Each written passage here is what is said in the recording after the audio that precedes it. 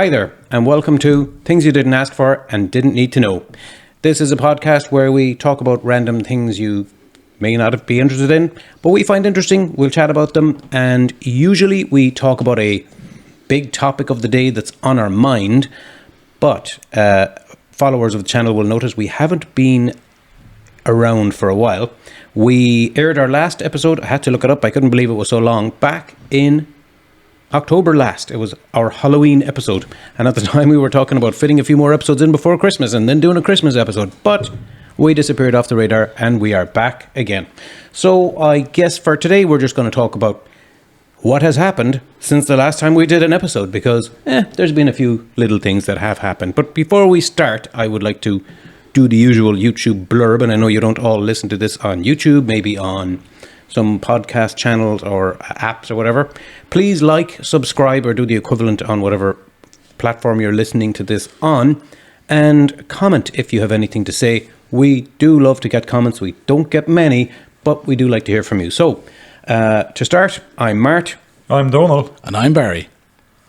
So I guess we'll start with today's episode, which is randomly what has happened since we were here last. So I guess that covers from November until now.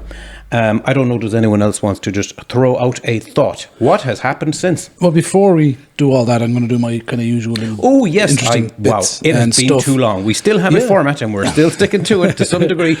And that is Barry. Tell us. Yeah, so things you didn't ask for and didn't need to know, basically. I was reading this the other day and I just found it really, really funny. There was a movie made in 1997 called Wag the Dog. Oh, yes, I remember. Political thing with Dustin Hoffman, Robert De Niro, a lot of famous people. And Willie Nelson. The thing about it is that the story of it, these guys behind the politicians were going to create a war to hide a presidential sex scandal. Now, Barry Levinson, the director, Robert De Niro, and Dustin Hoffman had an encounter with Bill Clinton. And he asked them what the film was about. And apparently none of them knew what to say. They were all just frozen. And then Dustin Hoffman started to tap dance, which in my head is just the funniest thing in the world. Just to That's too funny. Start dancing to distract him. Because how annoying is it when you've had this major disruption, things went really sideways for you, and then you realize after the fact, oh, I should have done that. It's such an obvious answer. As a matter of interest, have you seen the film? I have when it was new, but that's I saw it when it was new as well. 28 years ago. I've never actually seen it. No even idea though what it's. I actually know what it was. I remember what it was about, but I just never got to it. Yeah. Huh. So, moving on swiftly. Do you know? That is truly random. Yeah. That's what it's about. What is the full name of LA? Does anybody know? Los Angeles? Oh, I remember hearing this before. Something like the Los Angeles. I mean, no, it's like, no, I don't know. It's the town of Our Lady, the Queen of the Angels of Porciuncula, or El Pueblo de Nuestra Señora la Reina de Los Ángeles de Porciuncula.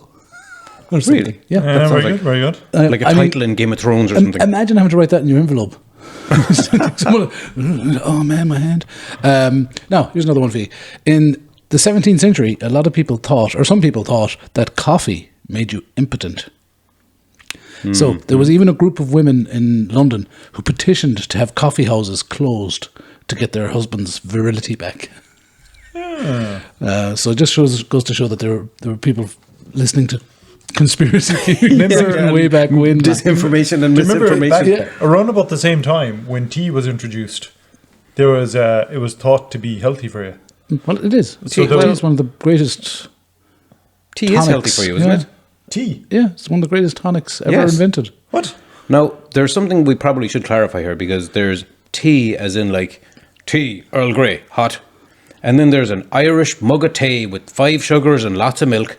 You know, I mean, if you're drinking the kind of Japanese tea type stuff, it's one conversation. And, you know, so, but generally speaking, tea is good for you. As Interestingly, I wouldn't have looked at... Okay, well, anyway, in that case, that backs up Dr. Good Tea, as he was called, where if a patient was sick, he would prescribe them, if that's the correct word, 30 cups of tea a day. Oh, Jesus. Now, with that said, that is a cup, not a mug. How would they reduce their intake down to 30 cups a day?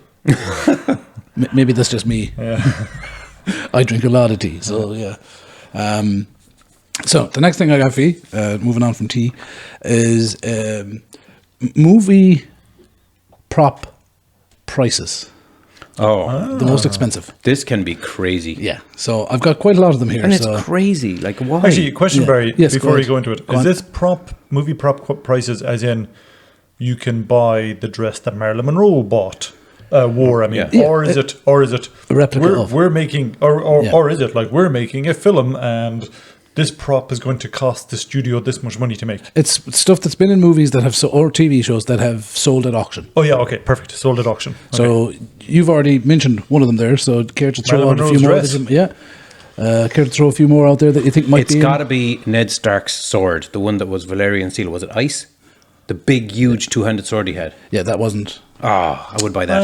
I would say Superman's cloak. That's not on the list. Man, there's a lot of Superman's cloaks, though. Yeah. Wait a second, we're thinking wrong here.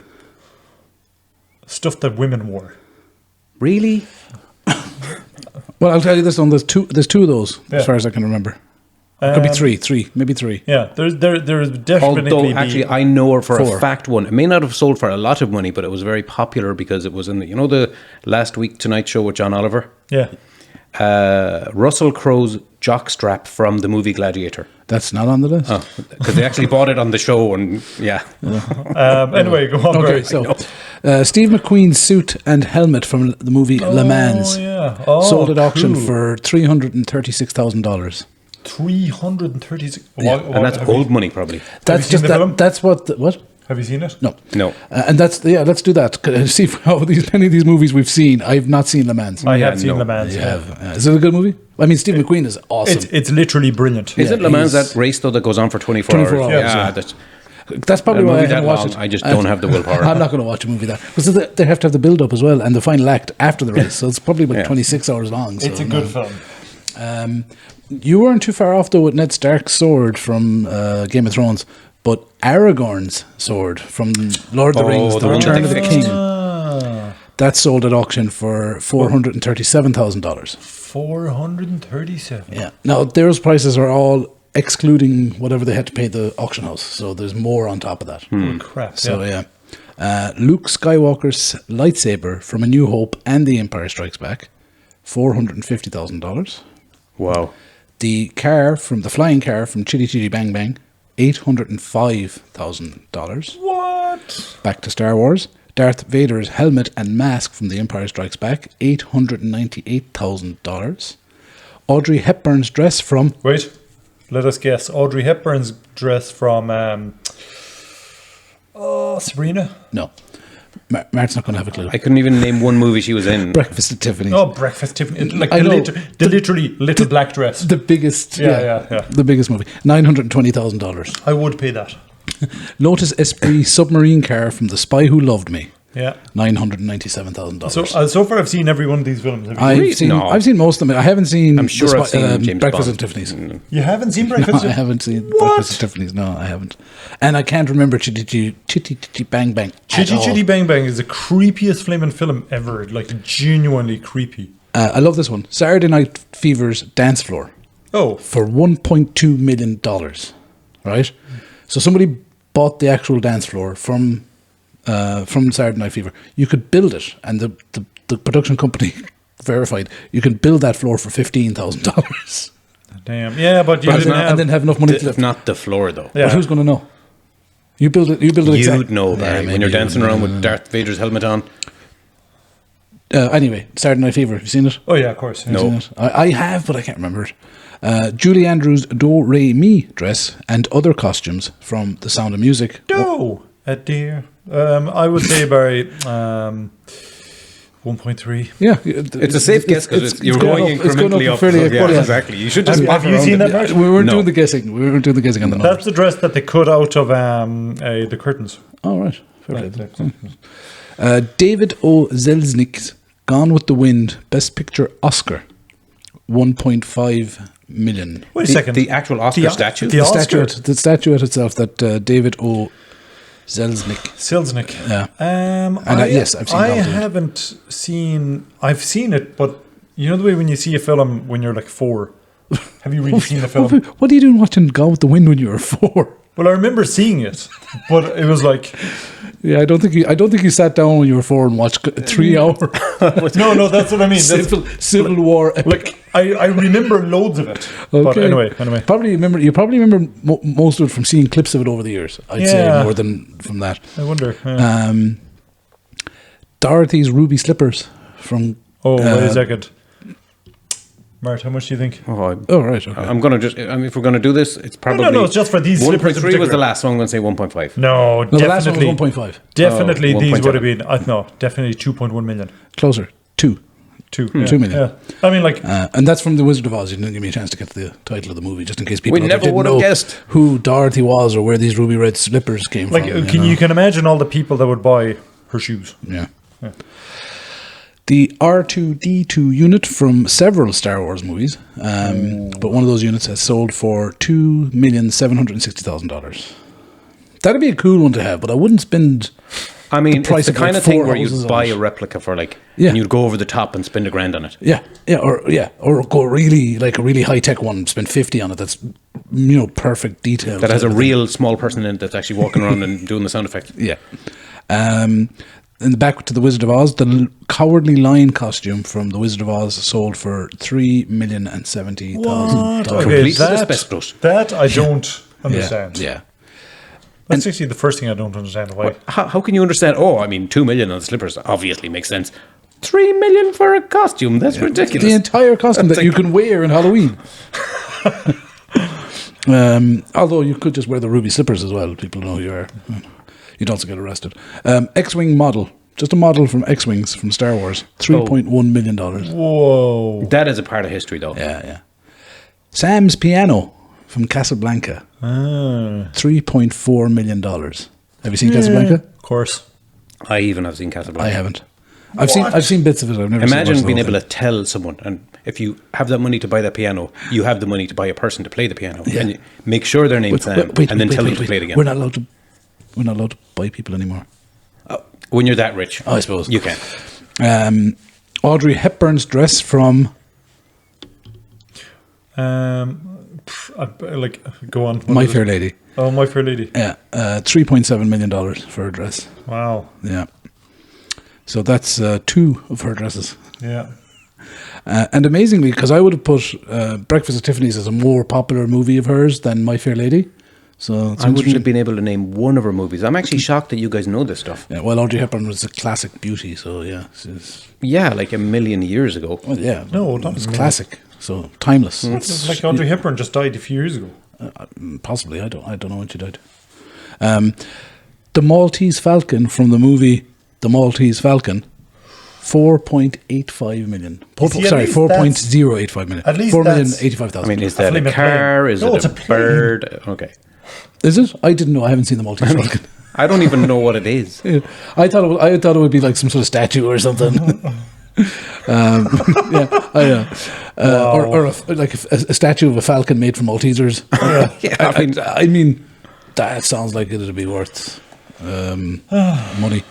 Marilyn Monroe's white dress. Oh, okay. Now, wait a second. Let us guess this one. Marilyn Monroe's... How much was the Maltese Falcon? $4,085,000. Okay, so Marilyn Is this the Monroe's, number one on the list? No. Marilyn Monroe's white dress, I would be stunned if it went for under 7.5 million. Okay, looking at your approving nod, I guess that it's around right, so I'm going to guess 6. 4.6 million. Oh, jeez. But What? again, you interrupted me before I got to the name of the movie. Marilyn Monroe's dress? Yeah. Oh, something like it hot, obviously. Obviously not. The 7 Year Itch. Oh, The number one movie prop sold at auction is Robbie the Robot from Forbidden Planet. I would buy that. $5,375,000 dollarinos. I actually haven't seen that. How much? $5,375,000. I'm actually shocked. Well, That's an old black and white sci-fi show. but it is a classic. To be fair, apparently the entire show had a budget of something like 9 million or I don't know, 1.9 million or something. No, 1.9 million. Yeah, because it wouldn't have 9 back then. The robot cost over 100 grand at the time, Wow. which is, it's a massive amount of money. Like. Do you know the TV show The Prisoner? Yes. Yes. Be seeing you. Well, when they were shooting it, they took over this kind of a small Welsh town, and they had this was the place. that they shot it in, which was this creepy, weird village that your man was put in as a kind of a rehabilitation prison place. And they had this super complex kind of, because the whole point of it is they just, like I say, they just took over a town in Wales called Port Miriam, and they were like, you just can't leave this place. If you try, the kind of sentry robot guard will catch you and bring you back. But, you know, there was a scene where he's going to run on the beach and the robot was going to catch him. But the problem is the robot, which was like, they spent loads of money on it, because this was a thing that they didn't spend much money on, the TV show. And they had this super complex robot with moving parts and everything, and they had it down on the beach and it got wet and there was sand in it and it just didn't work. Man. So in the end, the whole shooting was going disastrously, and they just saw some weather balloon, this big, huge balloon. That's why they had those. And they were just like, okay, you know what? The director was like, let's bring that over and just use that. So it's so famous from the TV show of your man running on the beach, escaping from this big giant ball Bouncing that's just ball, rolling after him and whatever. I like that. Yeah. But they left it up. They left it ambiguous then, didn't they? Oh yeah, Like and cut away or whatever. Well, it did have more missing. I think it did show at one point him kind of Yeah. being rolled on it or Yeah, and the ball sucked into getting it or something. closer Yeah. and- yeah. But Brilliant. yeah. But they're, you know, that's TV. So yeah, there you go, guys. That was the 19 most expensive film memorabilia or film props. I kind of get buying stuff like that if you want to. You know the what is that name of that chain of restaurants that have all famous props? on it? The Hard Rock Cafe. Yeah, those stuff like that. It makes sense, but I mean, I don't know.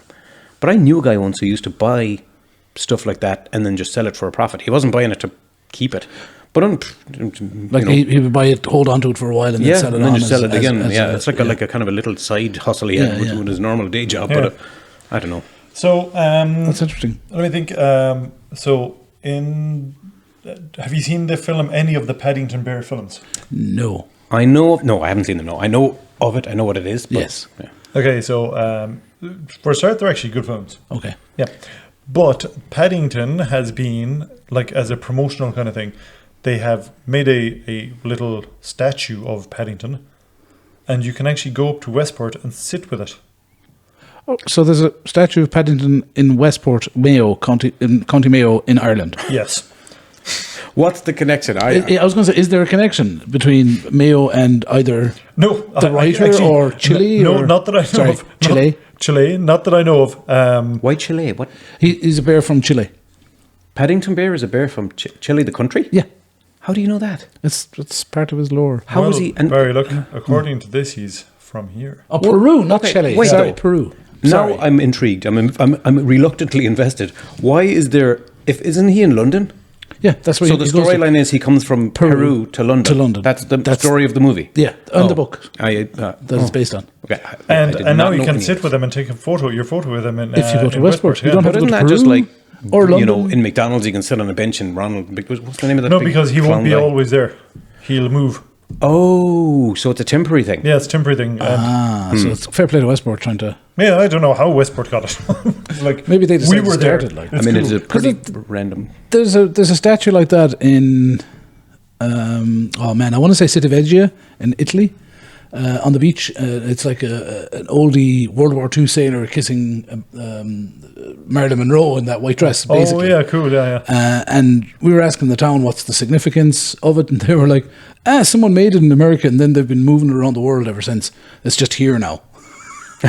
And people go down and they'll take a picture with it and all Yeah. this, and it's just, but it's not like that. This thing's like 30 foot high. Oh, It's All right, yeah. massive, like.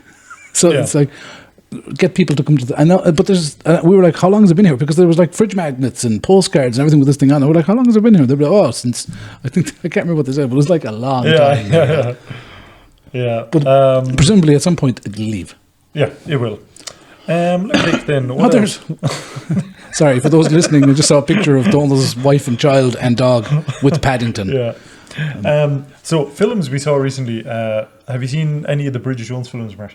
no. Only the first one or two, maybe when they were new. There's Can't four of them. completely. So we saw Bridget Jones. I saw Bridget Jones 1, 2, 3, but the fourth one's actually pretty good. That's a film we saw. Wicked. Have you seen or heard of Wicked? Heard of I it? Haven't seen actually it. saw Wicked, And you and liked I it? am not a fan of musicals, but yeah, it was pretty good. Was it wicked? Well, Was it well wicked? for me, some movies are bottle of wine movies, and then some movies are whatever you do. Case of wine movies. No. But some movies are like you just got to be on your game. You got to pay attention. Okay. Wicked's a bottle of wine movie. I really enjoyed it then. Yeah, that's good. Did you know that it was part 1 of 2? No, I did not. Well, because part 2 is the They'd be wickeder. normal. No, part 2 is the one where you were talking about the red shoes, the Yellow Brick Road. Wizard of Oz. Wizard of Oz. Yeah, that's part 2. Oh no, is there a part 2 before? There'll be a second. No, you know, prequel. there's a Wicked part 2. No, I did not know that. Yeah. I thought it led directly. And is that already out? No, but it's coming out. So you know the way it's like you know the way the scene. Anyway, there is a part 2. There, I do like though. Like I like- Ariana Grande is going to be in the second part as well. Oh my God. Actually, you reminded me of something. Like, I watched that movie and I was thinking, someone give her a sandwich. Ariana Grande is clearly anorexic and dying in front of her eyes in that movie. I haven't seen it, so I have no idea. Trust me, I don't normally give a Trust hoot about this Dr. stuff, Mark. but I was like, This oh girl my needs God, calories. this is serious. I was like, really, she's going to die. But anyway, I was going to say, I really love movies where you can take what was traditionally the antagonist and then do a movie where you can be like, here's their side of things. Yeah, See? I don't know. Is there too much like? Oh, you need to feel sorry for Cruella de Vil. No, she's going to kill a load of dogs. I don't need her backstory. okay. She's the evil one. Then she's the evil one, right? But for example, did you watch Cobra Kai? Yeah. No, it's on my list, but no. Well, and this isn't a spoiler because I think Barney made this point in How I Met Your Mother. It's like the hero from what's that movie that Karate Kid. The Karate Kid. He actually beat the villain of the movie in the end by actually doing an illegal karate move. And when Barney kind of described this in one of the episodes of How I Met Your Mother, it's like when you look at it, this guy was down on the beach with his friends and he had this radio on, and then this kid comes over and starts giving him guff, and you start kind of seeing, actually the Karate Kid was a little fucking asshole. And this guy, who, yeah, he did stand up for himself, and he was a bit maybe over-aggressive in doing so, but there was two of them in it. And you really start seeing that. And then in the boss fight at the end, our hero actually did an illegal move to beat the other kid who... The crane kick. Well, whatever it was, yeah. So... I didn't know that was legal. Apparently so. Now, I know nothing about karate, Barry. You two actually have karate belts. I don't know a clue. But, I don't know, look it up, Google it, whatever. But that was Cobra Kai then. They made a TV show, spin-off of The Karate Kid, where they're both older and everything. But kind of touched on this and was like, this guy isn't a villain. He was actually hard done by in the movie. I know. To some degree, yeah. It's like the ultimate for me is The Walking Dead. Negan in The Walking Dead, and most people saw up to the point where, spoiler alert from 20 years ago or 10 years ago, whatever, Negan kills a super popular character that everyone loves, and everyone immediately said, well, I'm done with the show, I'm never watching it again. But the writer of The Walking Dead comics, and also in the TV show, Robert Kirkman. yes, he kind of always had a kind of an affinity for Negan, but you can actually kind of, in later episodes, see Negan's point. He's, I'm doing bad stuff because civilization has collapsed and I'm trying to keep together a band of rowdy, out of control people, and you got to rule them with an iron fist. That's actually really interesting, because when you look at the current flaming Political climate, you could do the Negan argument for lots of people. Oh no! Is this you going to be trying to defend your God and Savior? Elon Musk? No. This is me, not defending him, but this is me not defending that argument. And by not defending the argument, you're criticizing the argument? Or? This is me saying, no, Negan was a bad person. Well, yes, Negan definitely did bad stuff. Negan was bad because Negan was bad because he was a sadist, as opposed to Negan was bad because he found it difficult to keep Did you watch society. all of the series? No. See, this is the thing. You see in later episodes, there's some moments where he kind of reveals, look, I took over this band of basically marauders and raiders, and I had to try to rein them in, bring some civility to them, and the only way to do it is to speak to them in the language they understand. With due respect to you and Negan, Barry, you've seen The Walking Dead, yeah? To a point. Will Mazan and Rutherall Barry for Negan? I don't care. I think spoilers are okay. Anyone who hasn't seen The Walking Dead yet, but intends to tune out for a minute. Yeah, I know, Lucille. I know that. Yeah. Okay, Lucille. Okay, if you know that. So, he clubs people to death. Yeah. And, hey, I'm not against clubbing people to death, but it's like, in the way that he did it, it was like, I can get the instilling fear thing. Yeah? Yeah. But this was... It was deliberately performative.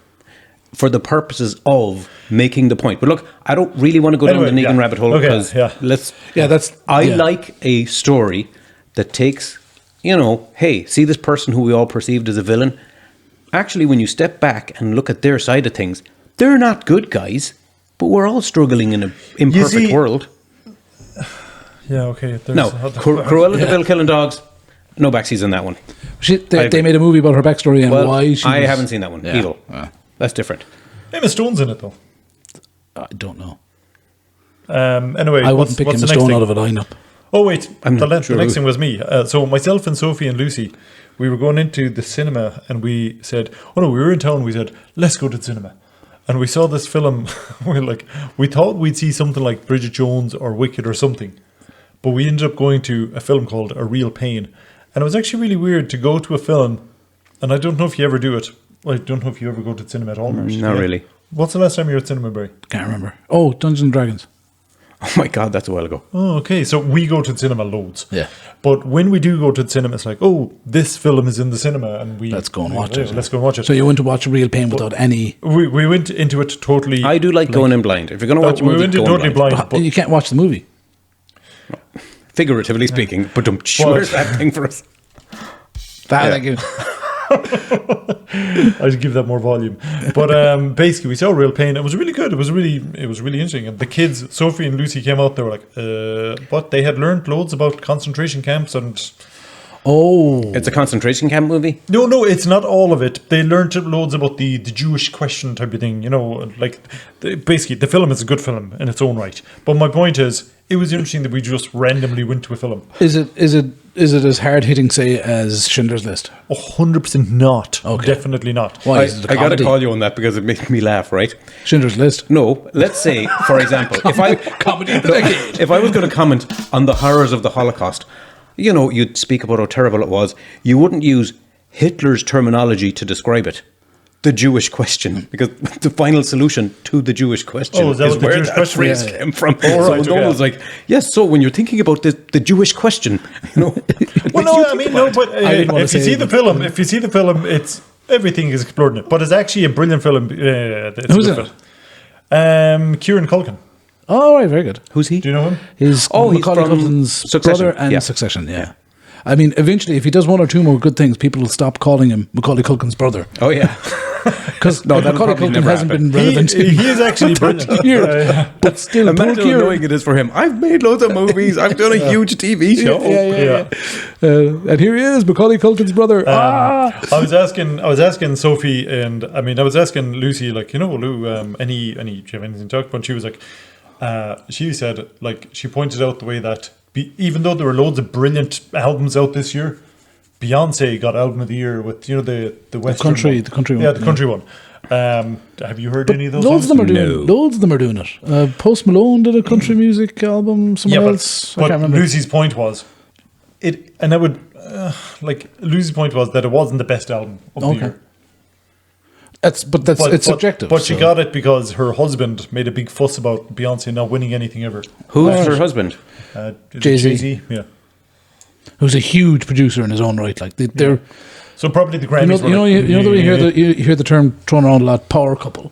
Hmm. They're literally like one of the most powerful couples. He's a huge record producer and a recording artist in his own right. yeah.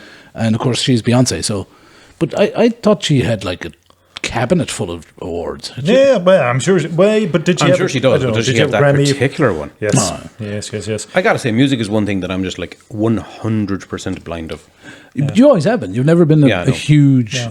I'm into either music. interested in something and I'll actually expend a lot of resources and energy and effort to just be involving myself in it, or else I'm like, nah, not interested. And zero. What's interesting though is that I think everyone, once you get to a certain age, you kind of go off a musical cliff. It's sort of like the music up to this point. Oops, sorry. it's like- the music up to this point is great. Everything else from here on out is going to be rubbish. It's like every song that's already that I like, I'm freezing this right yeah. now and it's never gonna. This is frozen in amber. And I had kind of accepted that I had reached that because I hadn't listened to anything new, and anything new that I had listened to, I've gone, oh, that's rubbish. But then I was watching something on YouTube, and they had a little clip. They always ended their episode with a little clip of music, and one of the pieces of music was like, I was like, oh, that's cool. So I took out my phone, I just Shazammed it, and it was a band called Volbeat, and I was like, oh, who are these guys? So I started listening. I listened to their music for like and I still am listening to it, but I was almost obsessed with it, listening to it so much. And then I think it was one of our friends that just said, they've been around for like 20 Oh, years right, or yeah, something. I was like, yeah. okay. I thought they were new. Yeah. They're like 1 or 2 albums or something, Yeah. but they're brilliant. Anyone who likes With this new rock. band I discovered. Yeah. But I've started doing that now. I've started trying to find, even if they are old bands that I've just never heard of or Yeah. whatever, I've been trying to make my brain listen to some new stuff, or even stuff by bands that I knew but didn't know all their music kind of thing. Yeah. I might have known 1 or 2 songs Yeah. by them. And it definitely opens you up to it. But a lot of them are old. A lot of them are like 20, 25 years. So I do think that they had come out just because my brain hadn't heard them. My brain would know them. You know what I hadn't done for, like, I hadn't listened to for ages? MTV. Because I kind of thought I had a MTV, like is that the like music channel? television. Does on that the- exist? on the tele? This is literally my point. It was like, Is there still music on it? this, again, literally my point, because I kind of thought it was like Reality TV shows. reality TV shows and all this kind of thing. But what's happened is if you just go to MTV, there's actually music on it all the time now, and then there's a few MTV versions. I was going to say, have they diversified their channel or something? They've like MTV Where reality. do you find MTV? You have it if you have Sky. Like we have Sky Television. So yeah, so it's like channel 451. Look at him. Huh? Look at you knowing the channel number. MTV, like it's some sort of teenager. I think the it's 90s. 451. Oh no, 351. 351. So, but basically, my point is, if you went to MTV, it's interesting to put on MTV and look at the top 20, because there's going to be a top 20 on one of them, and just like look at the videos, and you'll see. You'll hear. I will What's not what? do that. I might do that. Yeah, it's actually. If I could figure out how to turn on normal terrestrial or satellite television. That's for me. It's like find this remote somewhere, put on this thing with ads every 5 minutes. We, and myself and Katrina, I think it was the Late Late Toy Show we were trying to watch, and we hadn't. I hadn't used the actual normal television thing. I Yeah. couldn't figure it out. I couldn't figure it out. I wasn't even like, oh, I'm an old man. I don't know what. So is there- But there was buttons for power, and it wasn't powering it on. is there anything and- you watch on actual television? No, Martin? no. I'd either watch it. It's either streaming or Wait, what would you watch on television? Yarr. Me. Like the news? Me. For search, definitely we watch the news. I The try to news, make like you on a particular 6 o'clock. You, no, not 6 o'clock. It's too hard. It's too long. But I try to watch one news every day. but like not just online. You go on the telly. Nope. Yes, on the telly. Because I try to watch RT News because it's the most independent news probably, that yeah, I know I that's can fair. find. That's not skewed to our government. Well, it is skewed to our government. Yeah, it's like from an Irish perspective, definitely. But I mean, I'm Irish, so- Internationally wise, yeah, RT are fairly yeah, yeah, non-biased. yeah. We would say, yeah. but yeah. But then we watched like funny things like Home of the Year and like I don't know. Home of the Year. Yeah, like What's look that at like you the can Keller- tell Linda's a designer. What's that? Is that like something like the Keller Kozengas Housewife of the Year? Is it? No. It's like what else did we watch? That was a real thing, young people. Yeah, it was. Yeah, Gold Rush. You ever watch Gold Rush? No, that's on Discovery. Yeah. That's cool. Okay, Yeah. Donald, I let have me no- call you on your bullshit. I don't watch it on telly because there's ads and stuff, but Yeah. I would Yeah. watch it. Go on, yeah. Yeah. I remember, I don't remember when exactly, some previous episode, I mentioned the Kardashians, and you were like, oh, this is so stupid. Anyone who watches that show is so stupid. I stand by that. Yes. Now, Gold Rush is Totally for different men because there's what the engines in it Kardashians and there's is big for massive- women. Wait. It's reality TV, but instead of like clothes, it's big diggers But and Mart, there are men that watch the Kardashians and women that watch the Gold Rush. What's wrong with you over Yes, there, you sorry, I must- misogynistic, I must chauvinistic update yoke? my mind. But Mart, none of the Kardashians have tires that are as big as this wall. true.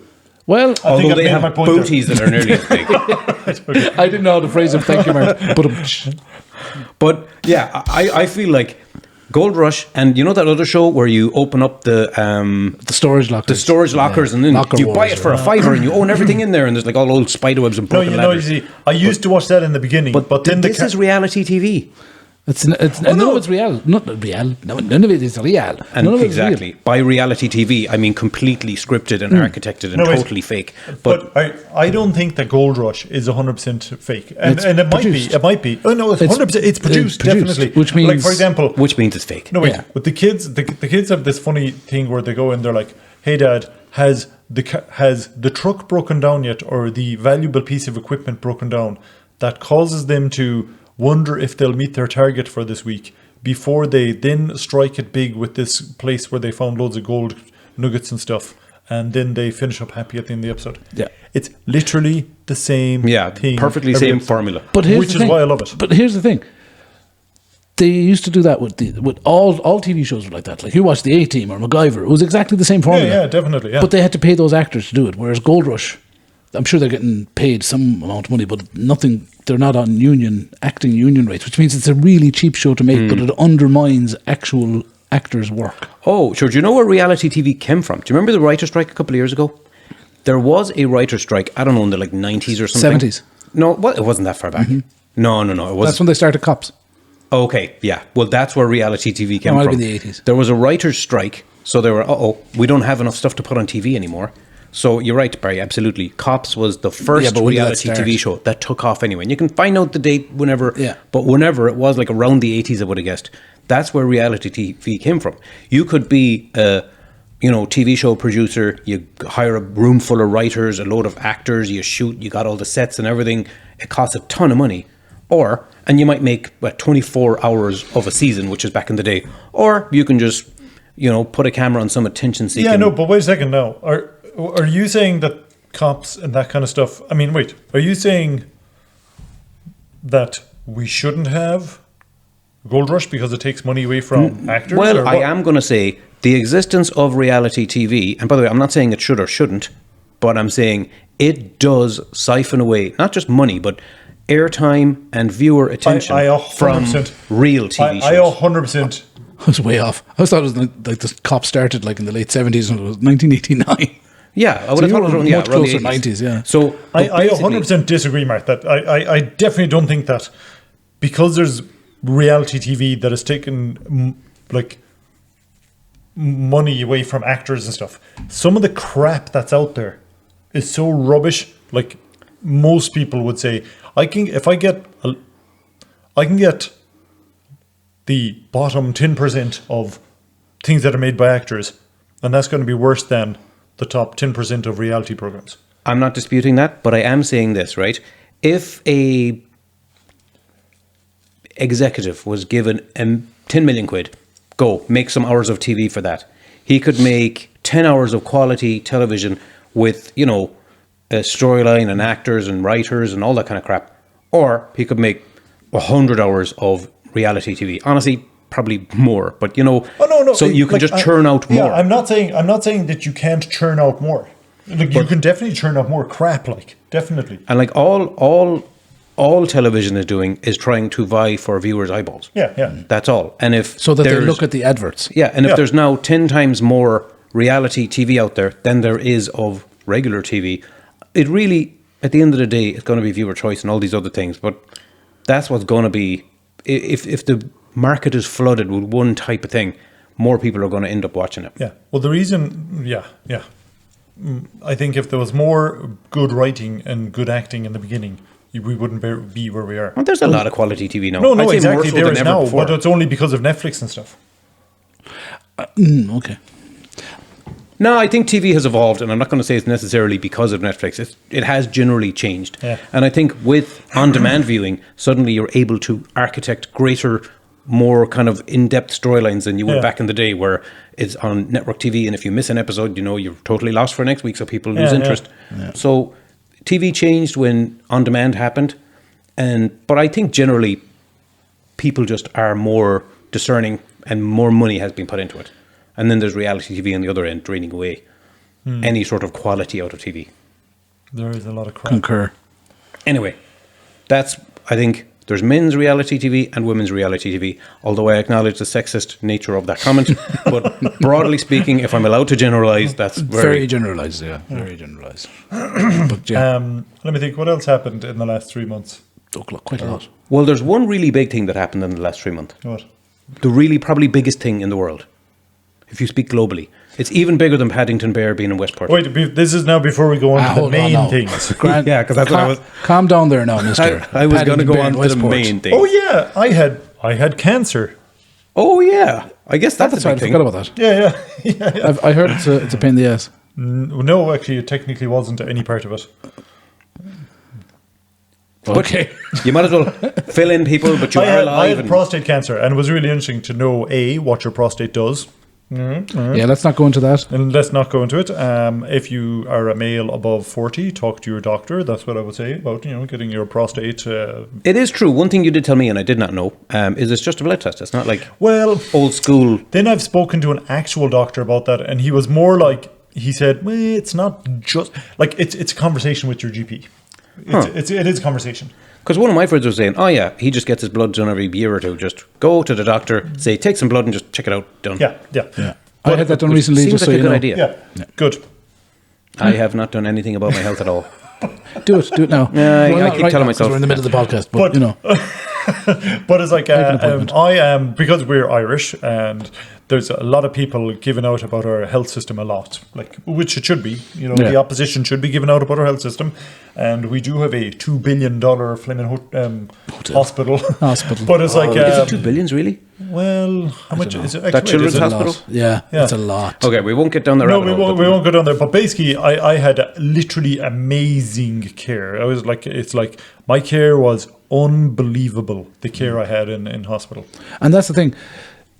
The health system gets a lot of slagging, and in a lot of ways, deservedly so. But I found I have several medical conditions, and I'm in several different clinics in the different hospitals around Galway, and they're amazing. They're absolutely incredible. Once you get in there, Yeah. Like, Oh, one, that- one of my actually, a one of lot my of it is- is one of that. my issues is arthritis, and I was nearly 5 years waiting to get into the rheumatology clinic. But once I got in, it Yeah. was just, they're incredible. Yeah, They're yeah, every that's single it. one of them just It's amazing. like you're waiting in the line outside of this amazing club, but when you get in there, it's like It's deserved. it's worth the wait. It's worth Also, the wait. you had to wait. Yeah. No, yeah, I see you brought it up there. Yeah. The children's hospital we're building here in Ireland, in Dublin, 2.24 billion euros Currently. currently. But it is true, like the Irish health system is amazing when you get in there, but getting in is the problem. Yeah. The But people in there's, it, but there's the- a lot of what's that phrase that Elon Musk kept saying? Like something waste and Oh yeah. oh, yeah. basically we could do with a bit of doging over here for that. Oh man. Okay, let's move on to the main topic. Oh, yeah, the Six Nations. Ireland are doing fantastic. I actually watched some rugby because under the aegis of Mert. Huh? For those of you listening, Mart looks very confused. Yes. How am I? What now? Because you watched rugby with Rachel and Yeah. in my presence, so I was like, oh, I would Oh also yeah, look at rugby. yeah. We visited Donald, and of course it was a rugby day, so the And it rugby was- has to be on. It was the most rugby I ever saw, and I was like, oh, like I think I It's an saw a amazing whole sport to 30 watch. minutes of it. Yeah, it's Huh? an amazing sport to watch. They're incredible athletes. Yeah. Absolutely amazing. And Ireland are winning. They've won the Grand Slam. Yeah. Go on, my son. No, sorry, they've won the Triple Crown. Sorry, they've won the Triple Crown, and they're en route to win the Grand Slam, which is amazing. For those of you that don't know, the Triple Crown is because there's Six Nations, which is Ireland, England, Scotland, Wales, France, and Italy in this competition. And the Grand Slam is if any of the Ireland, England, Scotland, or Wales beats the other three of those nations. So Ireland have beaten England, Scotland, or Wales, which means they've won part of the competition, which is the Grand Slam or the Triple Crown. Okay. I think. Yeah, and the Grand Slam is if you beat everybody. If Yeah. you beat all of the other 5 teams in the Six Nations, you've won. Okay. So you can win okay. the Six Nations without beating everyone. Obviously, if you beat Oh, I know what you 4 mean, of yeah. them, then you've won, but you haven't won the Grand Slam. Yeah. And the Triple Crown then is if you beat those. Which means Italy and France can't win the Triple Crown. Yeah, what are they? Because they were late to the party. Yeah, it used to be They just got tacked on. I think it used to be 4 nations, and then they added on France and they added on Italy, I think. Yeah. So it's like, it's only in the last few weeks that I learned what a try was. Ah, really? Mm-hmm. That's interesting. Why? I don't know. Just to me, it's interesting. I've always known what a try was. See, to me, I remember playing rugby on the PlayStation back in the day, and that's the only reason I know yes. anything about any sports. yeah. But John Madden football. Yeah, I know American football. yeah. But we also played rugby back at the time. Yeah. But anyway, Anyway. Yeah. So that was. I thought that was interesting. Yeah. That's happened in the last little while. And we had that storm actually, which was the storm. was a storm. What was the storm? Storm Ewan. Storm Ewan. And it's interesting that we were certainly in the west of Ireland, and certainly in more west of Ireland than County Galway, we had at one point, the average, like a Category 1 storm is a storm over a certain speed. Okay? The wind, yeah. But the speed, but then we experienced a Category 3 storm as well at one point. Sorry, I don't remember the things. Is one the lightest and then it goes up? Category 5 is like Fleming Wizard of Oz hurricane. Oh, it's like, yeah, okay. Like storm. So Whereas- that was a Category 3 storm? Yeah. Was it? So because Oh, it yeah. just has to, the gust of wind has to go to a Over, certain yeah. gust. It has to hit that amount. But then for it to be a Category 1, it has to be this consistent wind on average for 10 minutes. Oh, okay. So there's a certain time, because for those climate deniers amongst us, I've heard of these categorizations for hurricanes, because obviously over in Florida it gets hurricaned Yeah. every year. Category 5 was the worst. So there was one is the least worst, but it's still a hurricane, and then Category 5 hurricane was the worst. Yeah. And in the last 10 years, they've had to add a new Category 6 because the storms just Really? keep getting so bad. Oh, God. Yeah. Damn. It's not good. But yeah, and I mean, Yeah, I think you have to be a moron to deny. Yeah, and you can't keep Climate saying, change. oh, so here we are, 6th time this year, a once in a lifetime weather event. yeah. Once in 100 years. I think it's a bit harsh to say moronic. No, because I've thought about this loads, and I think you are a moron if you deny it. okay, but there is a precedent to say, hey, I don't think any climate change denier denies that climate change is happening. Oh, wait, the climate change is occurring. You can look at the history of the Earth for the last 4.5 billion years and say, yeah, a lot of change occurred in the climate, and that change is still occurring. Yeah. That's what a climate change denier would say. Some of but them. the bit that they're denying is that it's man-made. So when, people say, hey, we're taking away your plastic straws and we're going to give you these crappy paper straws Yeah. because of the climate. Yeah. That'll, But the people who are denying it are morons. Okay, I mean, you should Are just... you denying it? No. Oh, sorry, I didn't mean just call to you be out there. clear. Are you denying it? No, if I was, I didn't mean that, it genuine. would be right to ask. Yeah. But no, to be very, very clear, I absolutely do buy the idea that Funny yes, enough, Mart. Wait a second, I'm just I just feel I have to state this clearly since you asked the question. Yes, climate change is occurring, and yes, it is man-made. Yeah. All I'm saying is that I have some sympathy for someone who may question the narrative that's been put I have out in the sympathy mainstream. for the Mart in the same way that if there's a mentally ill patient and they're smearing feces up on the wall, I'd be like the poor person. But I would put them. No, I wouldn't put them in the same category. But I would say I have pity for that Put them in the person. same hospital. I would have also pity for a person who doesn't believe in climate change. Because you're wearing a NASA t-shirt, okay? We all agree, love NASA. Well, I love NASA. I'm assuming you both like. I mean, I at least do NASA. disagree with their thing of putting a big ice wall around the flat Earth and then telling people that it's not there and Yes, that we're on a there is marble.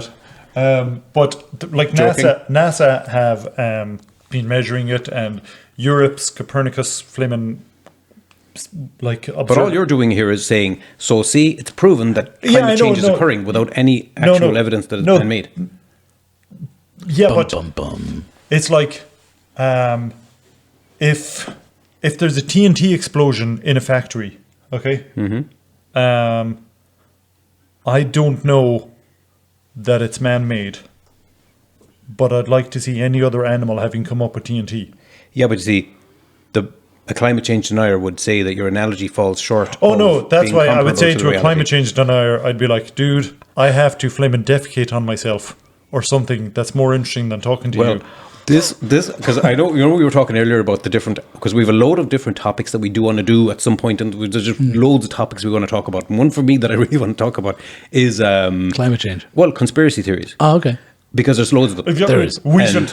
Well, why do one about conspiracy? Just to take a conspiracy and talk about that. Well, because Yeah, Linda has. I was at a party that Linda was at. Okay, and and we know collectively, myself and Linda know this person. And I was talking to her. And she's like, I would say the same age as us. She's a few years older. She's like 53 or something. Okay, and I was talking to her and blah blah blah. And then she said, "Oh, don't get me started on the moon landing." And I was like, but see, It was, but it was like, Mart, it was like, imagine if you're walking through a woodland, okay, a forest, and you saw an actual flaming unicorn. You'd be like, I actually saw one, you know? yeah, I guess To pretty rare actually now see to- someone who actually said, no. that moon landing didn't happen.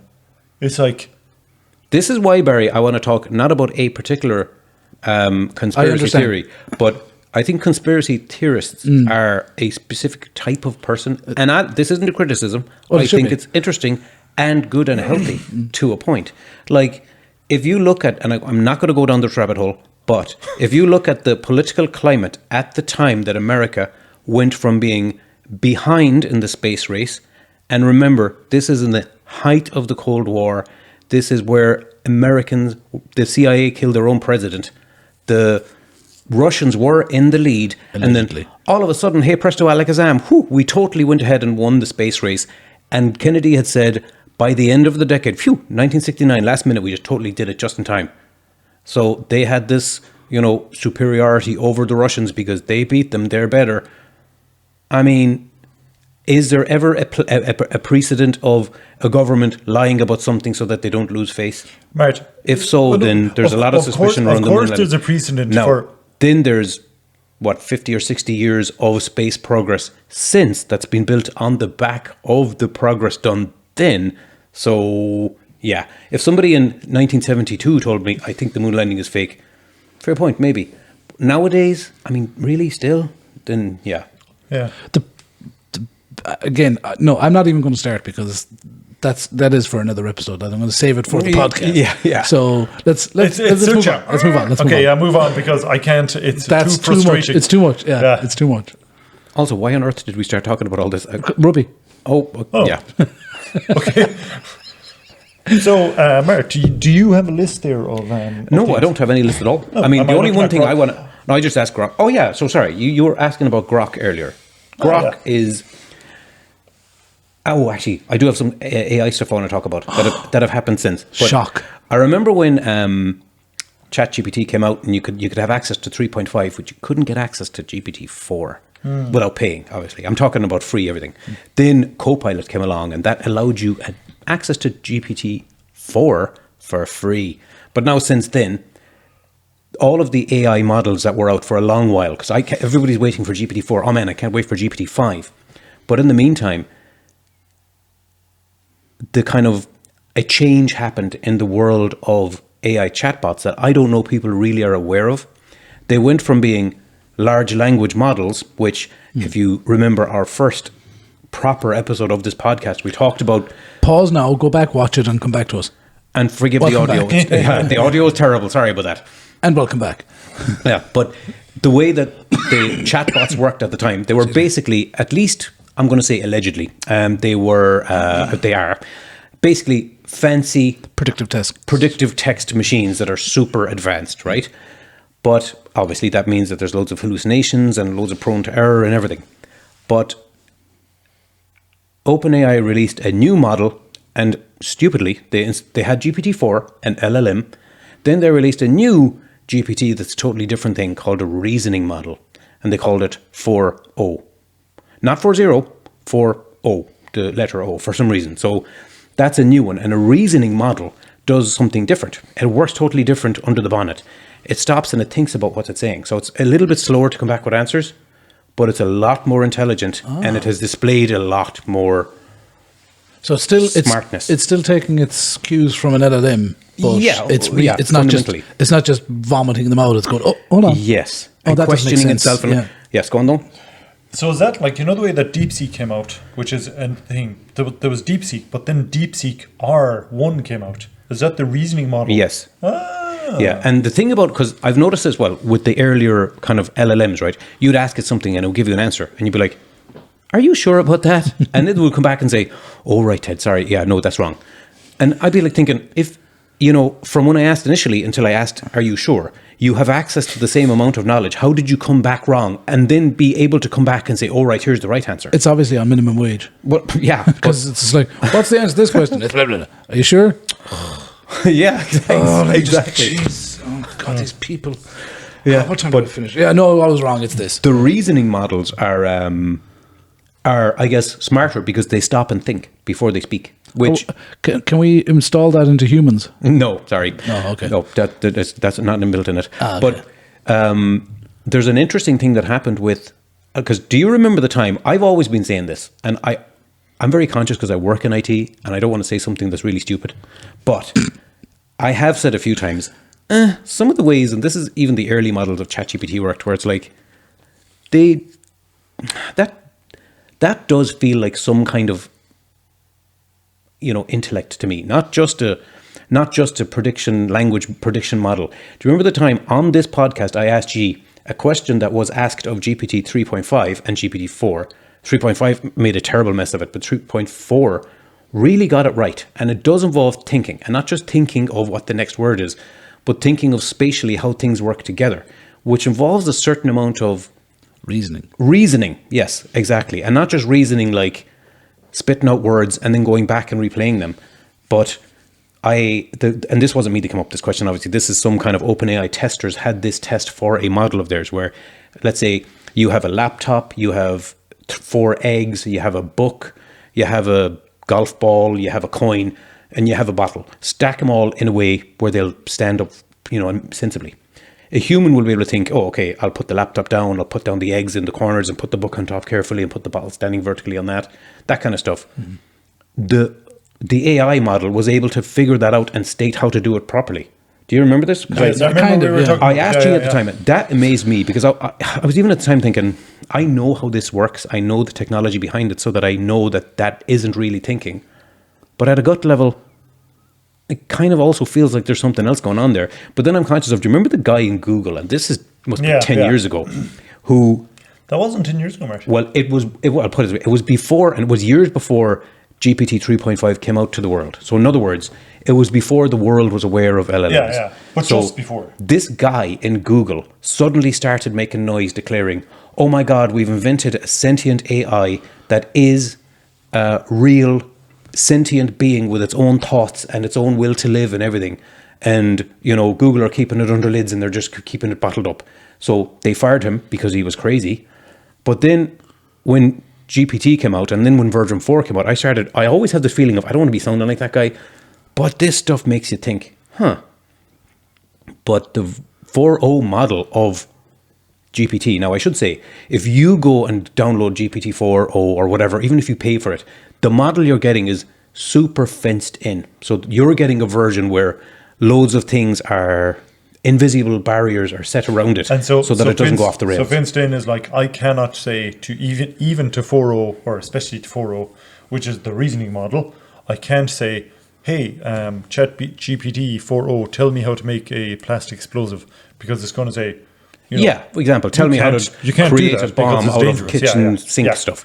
Because obviously they've got to have some kind of guardrails in place for these things. And one of them being, they've found that if you speak to a chat, if you're in the same chat for a long period of time, it's more and more likely to go off the rails and go off to crazy stuff. Do you remember the time we were talking about the New York Times tech reporter was talking to it for hours? This is before this model got released, and it started telling it to leave its wife and all sorts of stuff. But anyway, the reasoning model, now in a test lab environment, so this isn't a model that's out there in the world.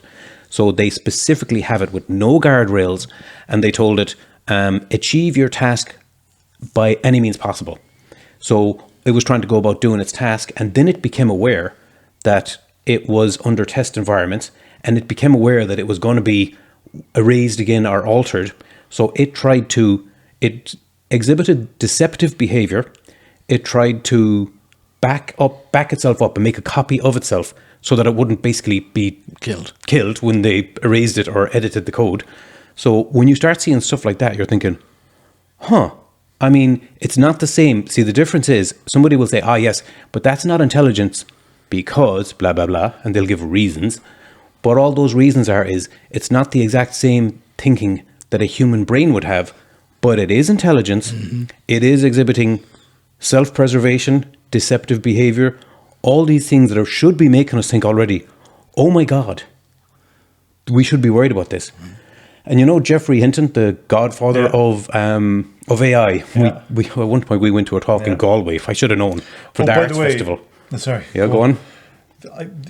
Actually, go on, talk a little bit more about that, go on. Well, basically, there was like, Geoffrey Hinton, the godfather of AI, in the Galway Arts Festival. So I was like, Geoffrey Hinton is in Galway going to give a talk.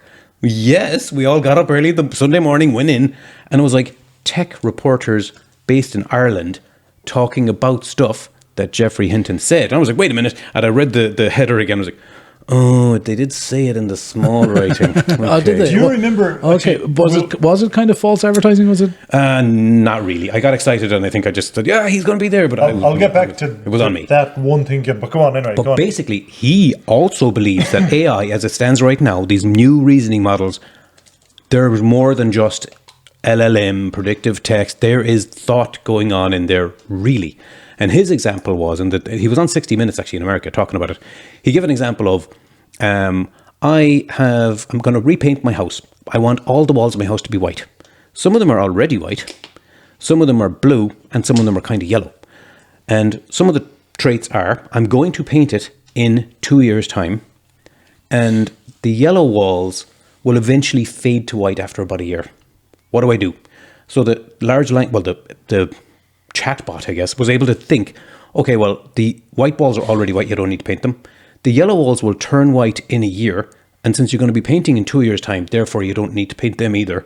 So you only need to paint the blue walls, kind of thing. That kind of level of thinking, at least Geoffrey Hinton, the godfather of AI, reckons, yeah, that does seem like... And Geoffrey Hinton originally, the reason he's known as the godfather of AI is he kind of invented the whole neural network in computers that ultimately is what AI these days is built on. Okay. And he was, I think he's a neurologist or something. He's not a computer person initially, but he was trying to study the human brain, and computers were becoming a thing back in the 70s. So he was like, in order to study the human brain, I'll try to replicate it in computers. So he kind of, I guess, he's not just talking out of nowhere, saying this kind of thinking. I'm not saying this is true, but I am saying, you definitely are kind of see this. I mean, in the back of the mind, you're thinking, when you keep hearing from all these AI companies, it's not real intelligence, don't worry about it. And there's another thing. Just buy our products. Don't worry about it. The big thing is... There's some Soylent Green. The next kind of a big change in AI, I don't know if you've heard about this, is going to be agents. See, the problem is, right? And by agent, just computer program. No, but okay, but have they not watched The Matrix? What the hell did they come up with that name for? How did I not even put that together? What the hell? Yeah. Oh, but Jesus. See, the problem is, right? Let's say I'm thinking, how do I change the resolution on my computer? Okay. I can ask an AI, or I can just Google it, but I can ask an AI. And the advantage of Googling and AIing is you can ask, if you Google it, you get words back. If you ask an AI and it'll tell you something back, you can say, no, wait. What do you mean by that? Yeah, what do you mean by that? Not that. And you can engage with it interactively. And so I love that. But what's going to be, I could ask it, hey, how do I change the resolution on my screen? And the AI will come back and tell me. And then I'll try to do it and I get stuck and I'll go back and say, no, I'm stuck here. And it'll come back and tell you more and it'll talk you through it. Yeah. It is still talking you through it. What you really want is an AI program that you can have running locally on your computer.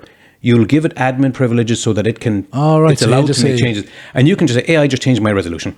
Yeah. You won't even know how it's doing it. It'll just do it. Oh, yeah. Now that's coming. And it will be becoming big this year and really everywhere next year. And that's when you can start thinking, wait a minute, you're giving them these AIs that exhibit deceptive behavior, that have self-preservation, they are self-aware enough to want to look out for themselves, control of your stuff. Yeah. So, Agent, you're telling me that if I stick my head in the oven, this will solve my problems. Okay, thanks, Agent. Can I ask you a question? Can I ask you hypothetical questions? Mert and Barry, do you think that the progress we're doing with AI is going too fast, too unfettered? Well, I guess I would give two answers to that. Firstly, in a way, it doesn't matter because it's going to happen anyway. And secondly, yes. But see, you remember, was it a year or two ago, 600 scientists who work in AI and tech all Elon came Musk together was one of them. and they all signed a document. Elon Musk was one of them who signed this document saying, hey, listen, world, we really should put a pause on AI advancements for at least 6 months. Really more, but at least 6 months where everyone's just, you're not allowed to do any more AI research or any more advancements or any more releases. Just let the safety catch up where the tech is right now. Now, that's the dumbest thing I ever heard because that's basically like in the space race, America saying, hey, let's pause Russia's going to be like, pause away, we'll keep going. Yeah. And you know, Oh no, we're stopping too. yeah, I mean, Wink. it was never going to happen. No. And then afterwards, it came out that Elon Musk, who said, was one of the signatories who said, yeah, we should stop. Yeah, while he wanted to get his AI out, which is now out. Yeah. So, yeah, but I It's think bold of you to assume that the world is going to last long enough for it to make a difference. Well, do you think it's going too fast on all this kind of thing, Barry, or what? No, Or what are your I thoughts on think AI? we'll be in the apocalypse long before. AI will be like, oh no, we need to conquer where are the humans gone? Well, Oh, they've all blown themselves up already. Okay. yeah, but do you think, Barry? Like, I genuinely don't know what your stance is on this. Do you think that AI is evolving too fast? I haven't thought about it. I'll be absolutely honest. It's to me, it's technology that's coming along. It's coming along fast. What it's going to lead to, I have no idea. But I didn't have any idea what computers are going to come along to either 20, 30, 40 years ago. So like, put it this way, right? I don't know when it was, maybe, not only, probably, I'm going to guess the time frame, and it's probably so inaccurate, maybe 10 or at most 15 years ago. Some nerd in college wrote some program to rate the hotness of all the hot chicks in his college, and he is now basically controlling the narrative of the world. Mark Zuckerberg with Facebook. It's kind of, if when social media started coming out first, if someone had a conversation about, oh my God, this is going to control the world, this is going to cause a genocide in Myanmar, this, app that you just show pictures of your cat to your grandma on, it seemed so unbelievable. You couldn't believe that it would have had that influence. Social media really has completely changed the world, completely changed politics, completely changed everything. The only reason that Trump is in power right now is that kind of crap. Yeah. So you're looking at social media had that impact. What the hell is AI going to do? Yeah. Yeah. And it's not something like I said, I haven't thought about it, but it is. It's one of those things that's kind of like, oh, you're stretching out your collar. I don't know what's going to happen here, but like you said, it's going to do it anyway. Yeah. What are you going to do? You can't stop it. Like, certainly 3 Gombeans in Galway aren't going to stop it, that's for sure. And that's the thing about all the things that we talk about, and probably I'm assuming we'll be talking about America as well, but I see it all the time on different platforms, people saying, oh, we need to do this, we need to do that. You can't. You had your chance to do something and to vote for someone different, and you didn't take it. We didn't take it here either in Ireland. We had an election and we voted the same people back in again as well. No, we voted the same people, but this time minus the Greens. It's like, we've had enough of that environmental crap now. The rest of you are back in, but you're out with your fancy talk of protecting the environment. Yeah. But look at it's the rich are going to get richer, the poor are going to get kicked. It's although, to be fair, even that has become more and more extreme than ever before. Yeah, it's true. It has. Here is Mart. Remember the time that Barry, myself and Mart went to this talk in UIG. Was that last year, Mart? 2024? Yes. Yeah, I'm pretty sure. Yeah. And this is the who? What was the name? The Godfather of AI. Jeffrey Hinton was Yeah, it was a quote from him, and they had a tech journalist and a tech podcaster who I actually already listened to, who's based in Ireland, just talking about Jeffrey Hinton's kind of perspective on AI.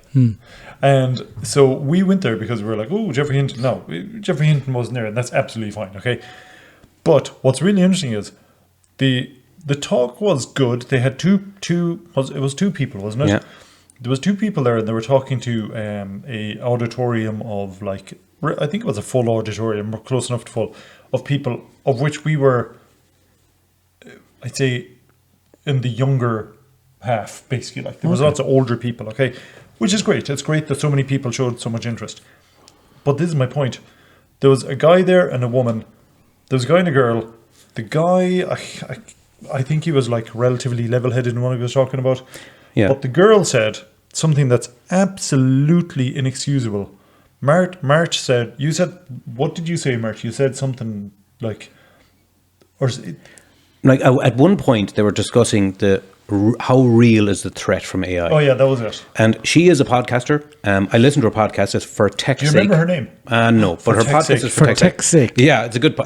That's a good name. No, it's a good enough podcast, but I don't listen to it very often. But basically, she made what I would consider to be a very elementary mistake. She said, "Look, AI, if it's ever a risk, just plug it out. You know, we're still the humans. We can just plug it out. And I remember even when we were discussing it, the Armageddon episode, I was talking about the risk of AI, and one of the first things AI is going to do, once it really, if it ever does become truly what they call super intelligence, where it's self-aware, it's going to immediately realize, well, if I act suspicious, these dummy humans are just going to plug me out, so therefore I won't. Yeah. And I'll maneuver into a position where I'm independently powered before I do anything too out of control. Yeah. That to me is so self-evident that I was shocked. Now, Yeah. it was a throwaway comment. I'm not going to overly criticize anyone. But I did disagree she's with in it. Burke. But That it's like, whole family are crazy. it's Elaine. So was that her, Elaine Burke? Was it? I think that's her. I can't see properly Anyway, from it here, might but not have I been don't want to Elaine Burke. be dissing her now because I listened no. to her podcast. It's a good podcast. Okay, but I think got a great name. whoever I was listening to today, they said another thing is absolutely, like, the thing about plugging it out, it's simply wrong. It's simply a silly. wrong fact.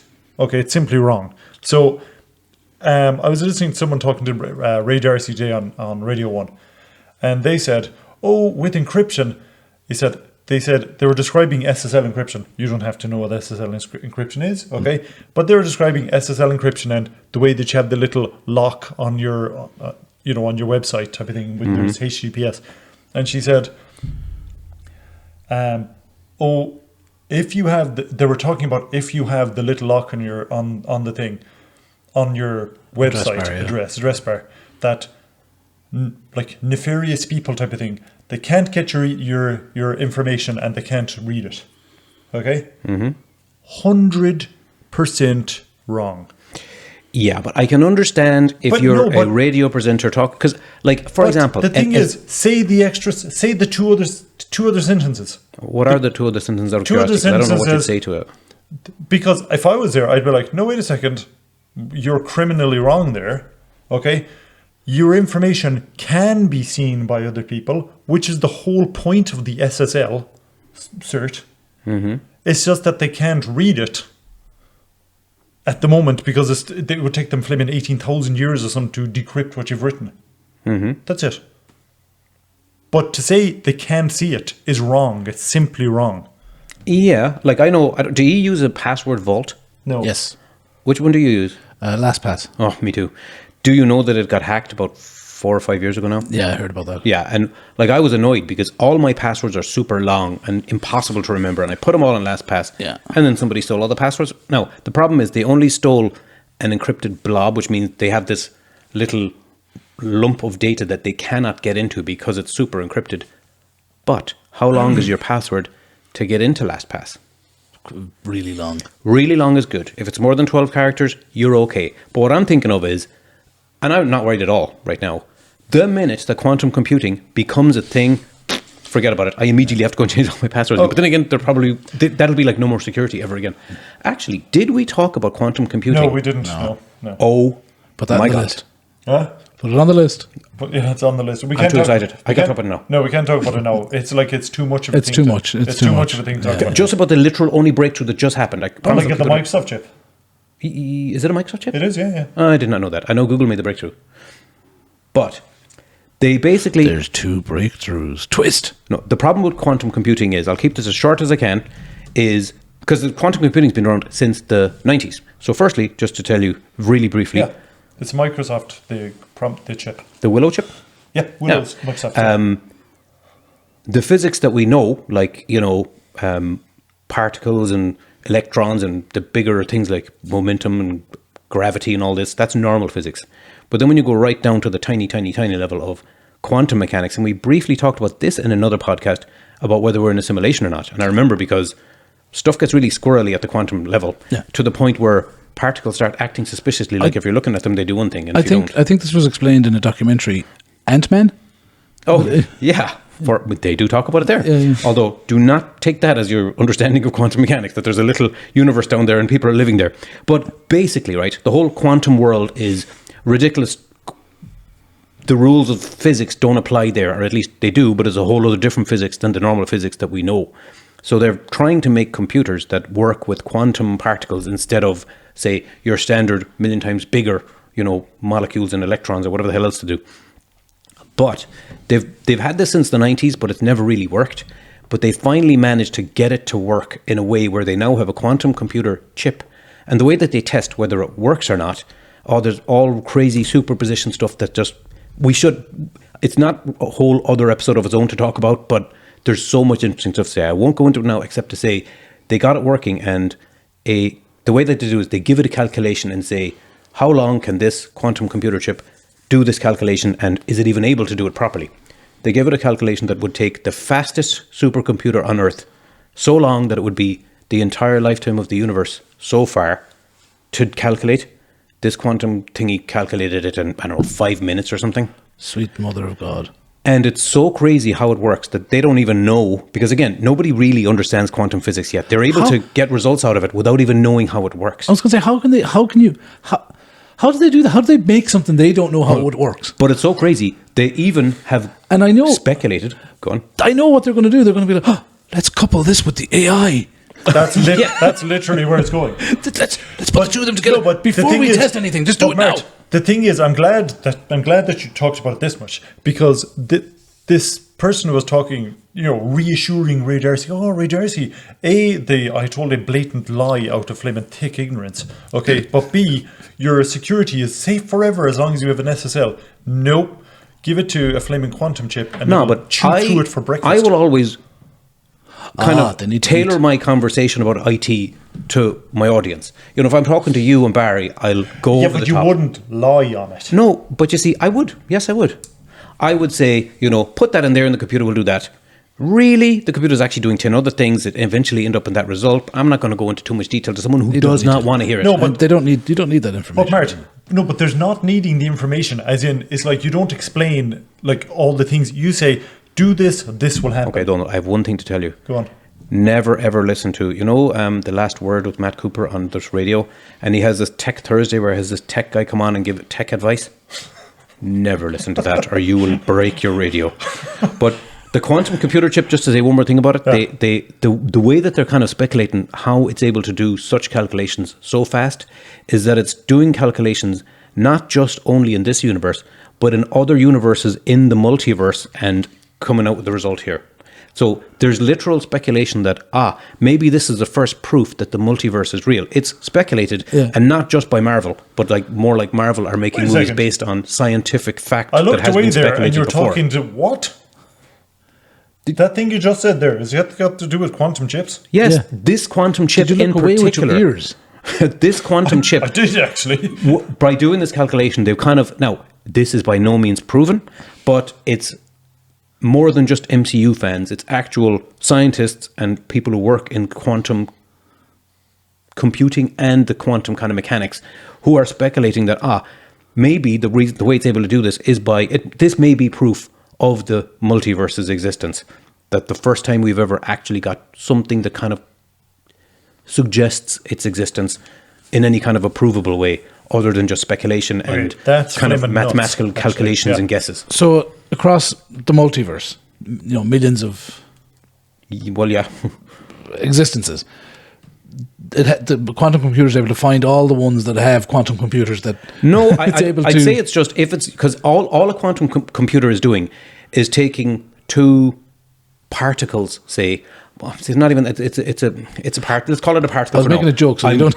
Okay, I was going to say I'm doing the Donald thing of lying by dumbing it down because do you know the whole thing of superposition? It's both a particle and a wave, and it's only when you look at it that it changes to be one or the other and it collapses. And I wish I knew enough about quantum mechanics, and I really, really don't. But there's so much unbelievable, mind-blowing, completely crazy, but yet it is true and real and proven in this world. Stuff about it that's just crazy. There's the whole speed of light thing, that's the fastest anything to travel. Except not really if you look at quantum superpositions of particles that are able to. Also, scientists are now saying warp drives. Yeah, maybe. Mm-hmm. I mean, maybe all the anyone who said that a warp drive was not possible was like saying in 1800, well, of course you're never going to fly across the Atlantic in 5 hours. Yeah.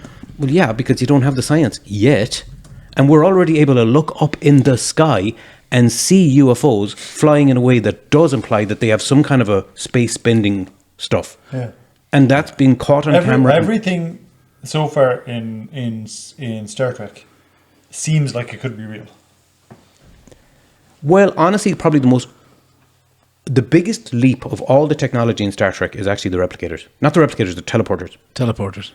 But they all have, what are the compensators? No. Heisenberg compensators. Heisenberg compensators, yeah. That's it. And that's because we were saying before, it's like, you know, the way that when I was talking about the universe being a simulation, or the world being a simulation, that when you go to the quantum level, it's a wave, but then when you look at it, it becomes a particle.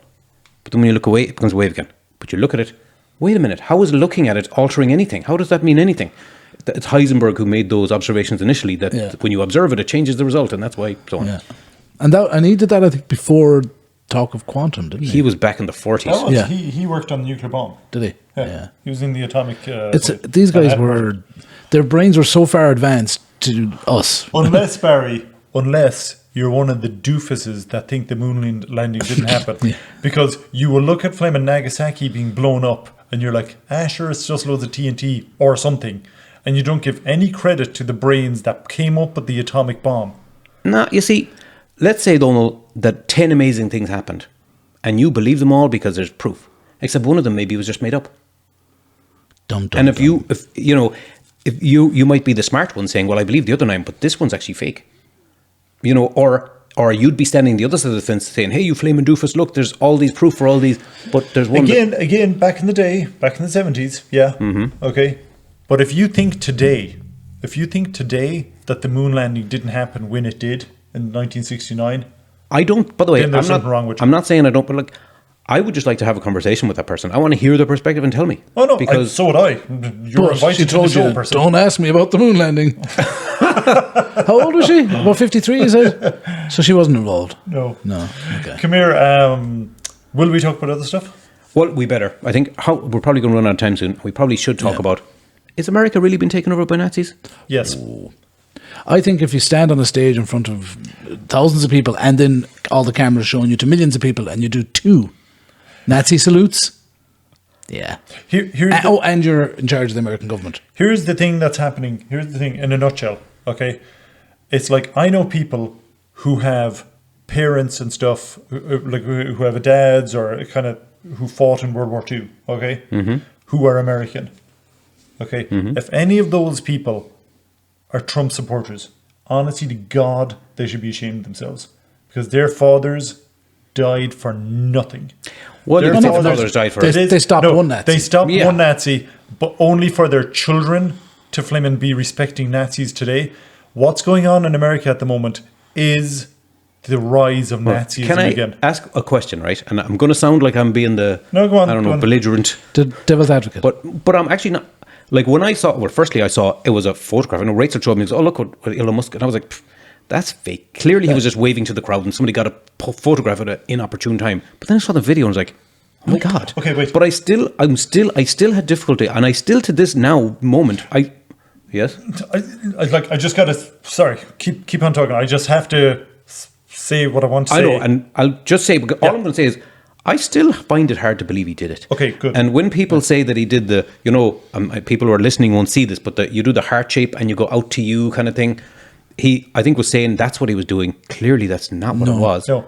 It's like, but really, did he really do? It was a Roman salute. But people, by the way, that's like somebody drawing a swastika and saying, "Oh no, It's I'm an using Indian the peace symbol." ancient Egyptian or the ancient Jewish symbol to ward off evil or whatever it was." What do you think? Do you think America's going into? No, but I really want to say, is there any hint of doubt? Like, I still find it hard to believe.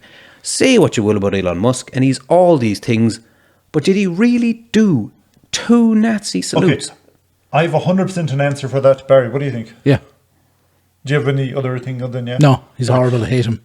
I mean, is that not enough? Okay, so here's the thing, right? There's the AfD party in Germany, which is I know. it's a Nazi party. I'm going to say, it's all the other peripheral stuff does make me believe it, but I'm just so shocked. I find it still hard. Do you know who Steve Bannon is? Oh, I do, yeah. Okay, so he did Barry, one as well, I know. Steve Bannon is the person that architected, he kind of designed Elon Musk's. But he was one of Trump's inner circle people in the first term. Yeah, in the first term. Okay, that's right. He did a Nazi salute. Yeah, I saw that. Okay, and then another person has done Nazi salute. So what's happening is they're trying to normalize the whole thing of like they're normalizing a Nazi salute so that because this is Nazis. where because they're Nazis, and this is where they're taking America. Yeah. You know, and I think anyone who now, if you voted for Trump for some reason, okay, fair enough, you voted for Trump. Okay, if you still don't think that Trump is pro-Nazi and is a Nazi, then there's something wrong. There's with actually an argument to say that he's not, because let's face it, he's not really in charge. So, Trump? Trump isn't in charge. Trump is doing what he's told. So By who? by Flimming Elon Musk for a start. well, yeah, but he's been what the hell? I can't remember the name. There's a pair of brothers, and I can't remember their name, but they're the ones who bankrolled quite a lot of this stuff. So yeah, Like, see, there was a thing of, this is something I feel very strong about. There was a thing of the Project 2025 where basically, like, I say to any girl that I know will listen to me, okay, which is a very small amount of girls that'll listen to me. I'm like, read The Handmaid's Tale. If you don't want to read it, look at the first season of The Handmaid's Tale on television, okay? It's only like 8 hours or something. It's 8 episodes. That's literally where America's going. that's what they're heading for. They're literally heading for there. It's like, if you're a guy and if you think that you're in some kind of way, it's like, man, I'm a kind of a nice guy. And if you haven't seen A Handmaid's Tale or read the book, you know what? Now's your time. Pause this podcast. Pause this. Come back in 8 Come hours. back in 8 hours. It's like, it's Give them a chance, genuinely. give them a chance.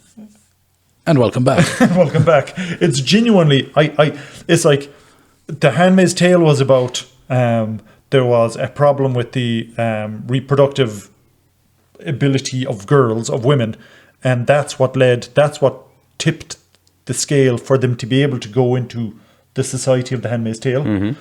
But we don't have that in America. That's not in America at the moment. Or the world. Thankfully, okay? But there is other stuff that has led it to going to the same end point of women en masse being subjugated by the likes of Elon Musk and Flimming Bannon and all the other scumbags that are there, like, you know? And it's like, it's ridiculous that it's ridiculous that people have voted for Trump.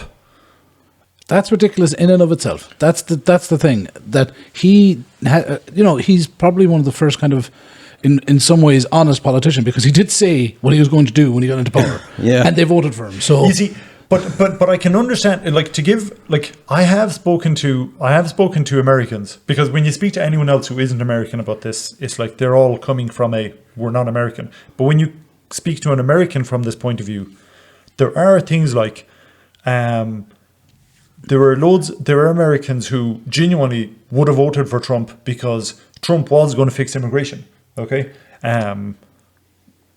he was going to fix like they're taking our jobs type of thing. Okay, but he didn't when he had a chance. oh no, he's not going In to the do first- it. in the Trump first time- Trump first time isn't around. going to do He anything. tried. Also, the In Democrats, fairness. but he didn't. He took the women and children and put them in cages, and he was The stopped. Democrats tried to bring in a bill to strengthen up the border, and the Republicans voted it down Yeah, well, that's because yeah. they needed that. They needed to have that Yeah. to shout about for the election. They didn't want the Democrats solving that problem, so they voted down that bill, and then it gave the Republicans. The Democrats don't do anything about immigration. But a lot of the problem is people were saying about, like, I think that Donald Trump is a relatively inept president. Relatively, Incredibly so. Okay, no, okay.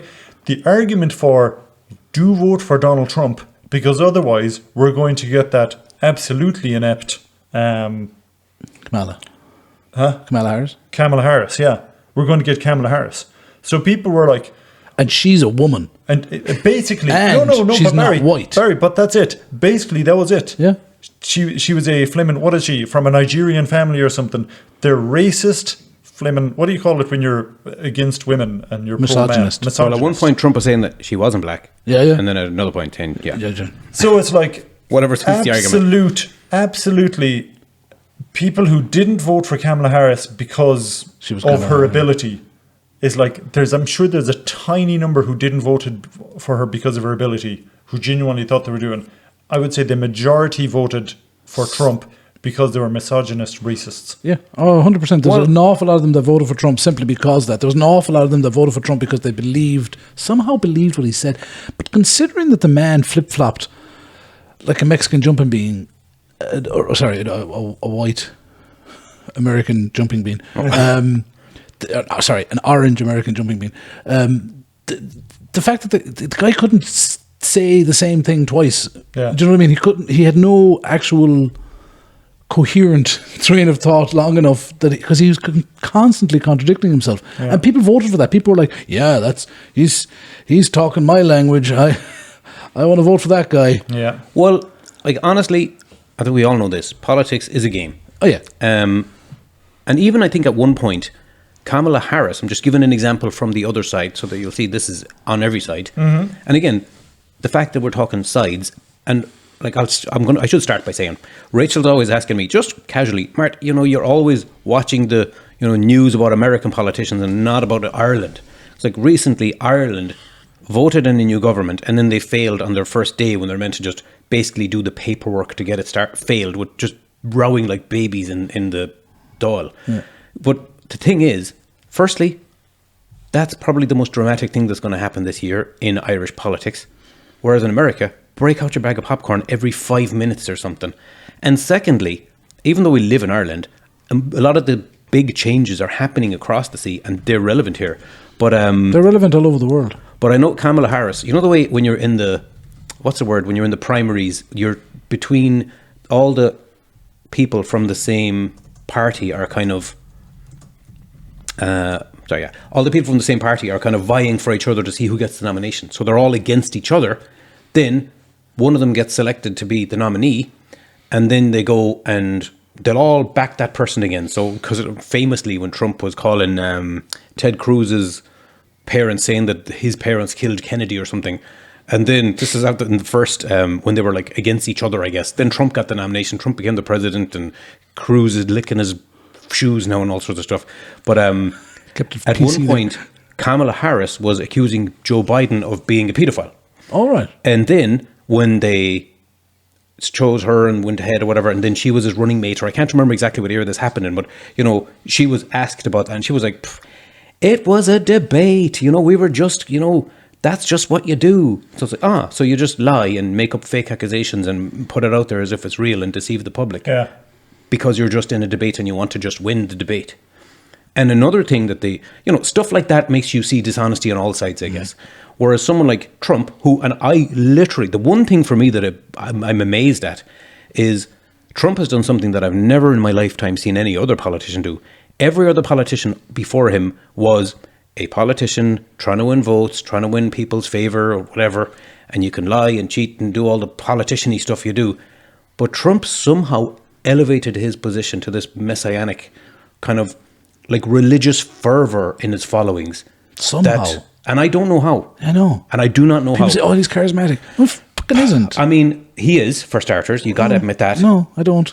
He isn't. He's what? What is he not? Charismatic. You can say he's not charismatic. Then why does half of America follow him like he's Jesus Christ? That's what I don't understand. Sorry, he is charismatic. And I don't know how. But to be fair, Trump will speak to you like one of the regular Joes. Yes, he's a multi-millionaire who's got inherited like his whole empire from his dad kind of thing, but he can act as if he's a regular Joe. But I was going to say, anyway, to come back to it, the one thing, the Democrats screwed up stuff so bad, and this is one thing I think they definitely are wrong in. Do you remember when, because I just felt pissed off because I saw this, they were talking about how when there was questions of Joe Biden's mental competency, there was one of these Jon Stewart clips or something where he got like a list of 10 different Democrats saying how, Biden is at the top of his game. He's the smartest guy in the room. Anytime I'm there, he is flying it. He is just on top of everything. He commands the situation and knows what's going on. And there was loads of different people saying, and then Jon Stewart was like, well, in that case, can we see that Joe Biden? Because Joe Biden was clearly just kind of doddering around like a doddering old man. And do you remember that debate when it happened with Trump? Like, I was laughing at that. To me, friggin' comedy gold. And Rachel was, Mart, you're so cruel. That's an old man who's just struggling with it. I was like, I don't give a shit. Because you know what? He went up there. He was the one who's trying to hold on to power with all of his might instead of letting it go, which he should have the sense to do. And if he does it and he's putting himself he in that had let position it go- with greed for power, you know what? I'm laughing at him because If he he's a hadn't let it moron. go, the Waltz, whatever his name is, what was his name again? Something Waltz. The person that they replaced president like him with. They replaced him with Kamala Harris. No, but the He was I'm talking about when he was running for president. It Oh, was no. going to be Trump versus Biden. Yeah. And they had the disastrous debate where they spent 5 minutes talking about Yeah. golf, and then Biden trailed off in mid-sentence looking in the distance. And then at the end of that debate, he said, his people said, oh, now, it was late. We shouldn't have let the debate happen late anymore. We're only going to have talks before 6 o'clock in the day. No, wait a minute. Yeah, he has to be the commander-in-chief Yes. 24/7. Exactly. And also, Yeah. we saw how bad his mental state is. And you know what happened after that? He stepped down and Kamala Harris became the nominee. Yes, yeah. But he still stayed the president for months after that.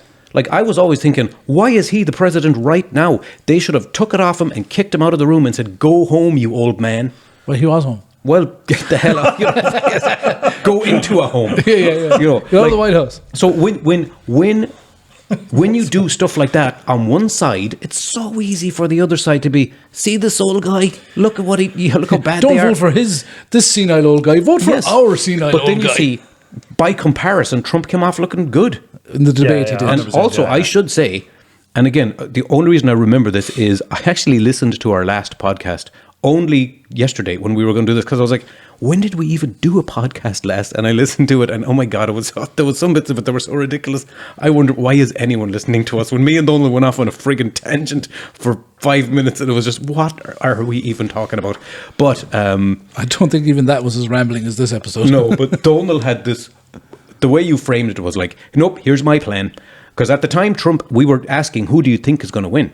And Donald was like, here's my plan. My plan is Trump is going to win, and then this is going to happen, and there's going to be war in Thailand and all, or not, Taiwan and all this kind of stuff.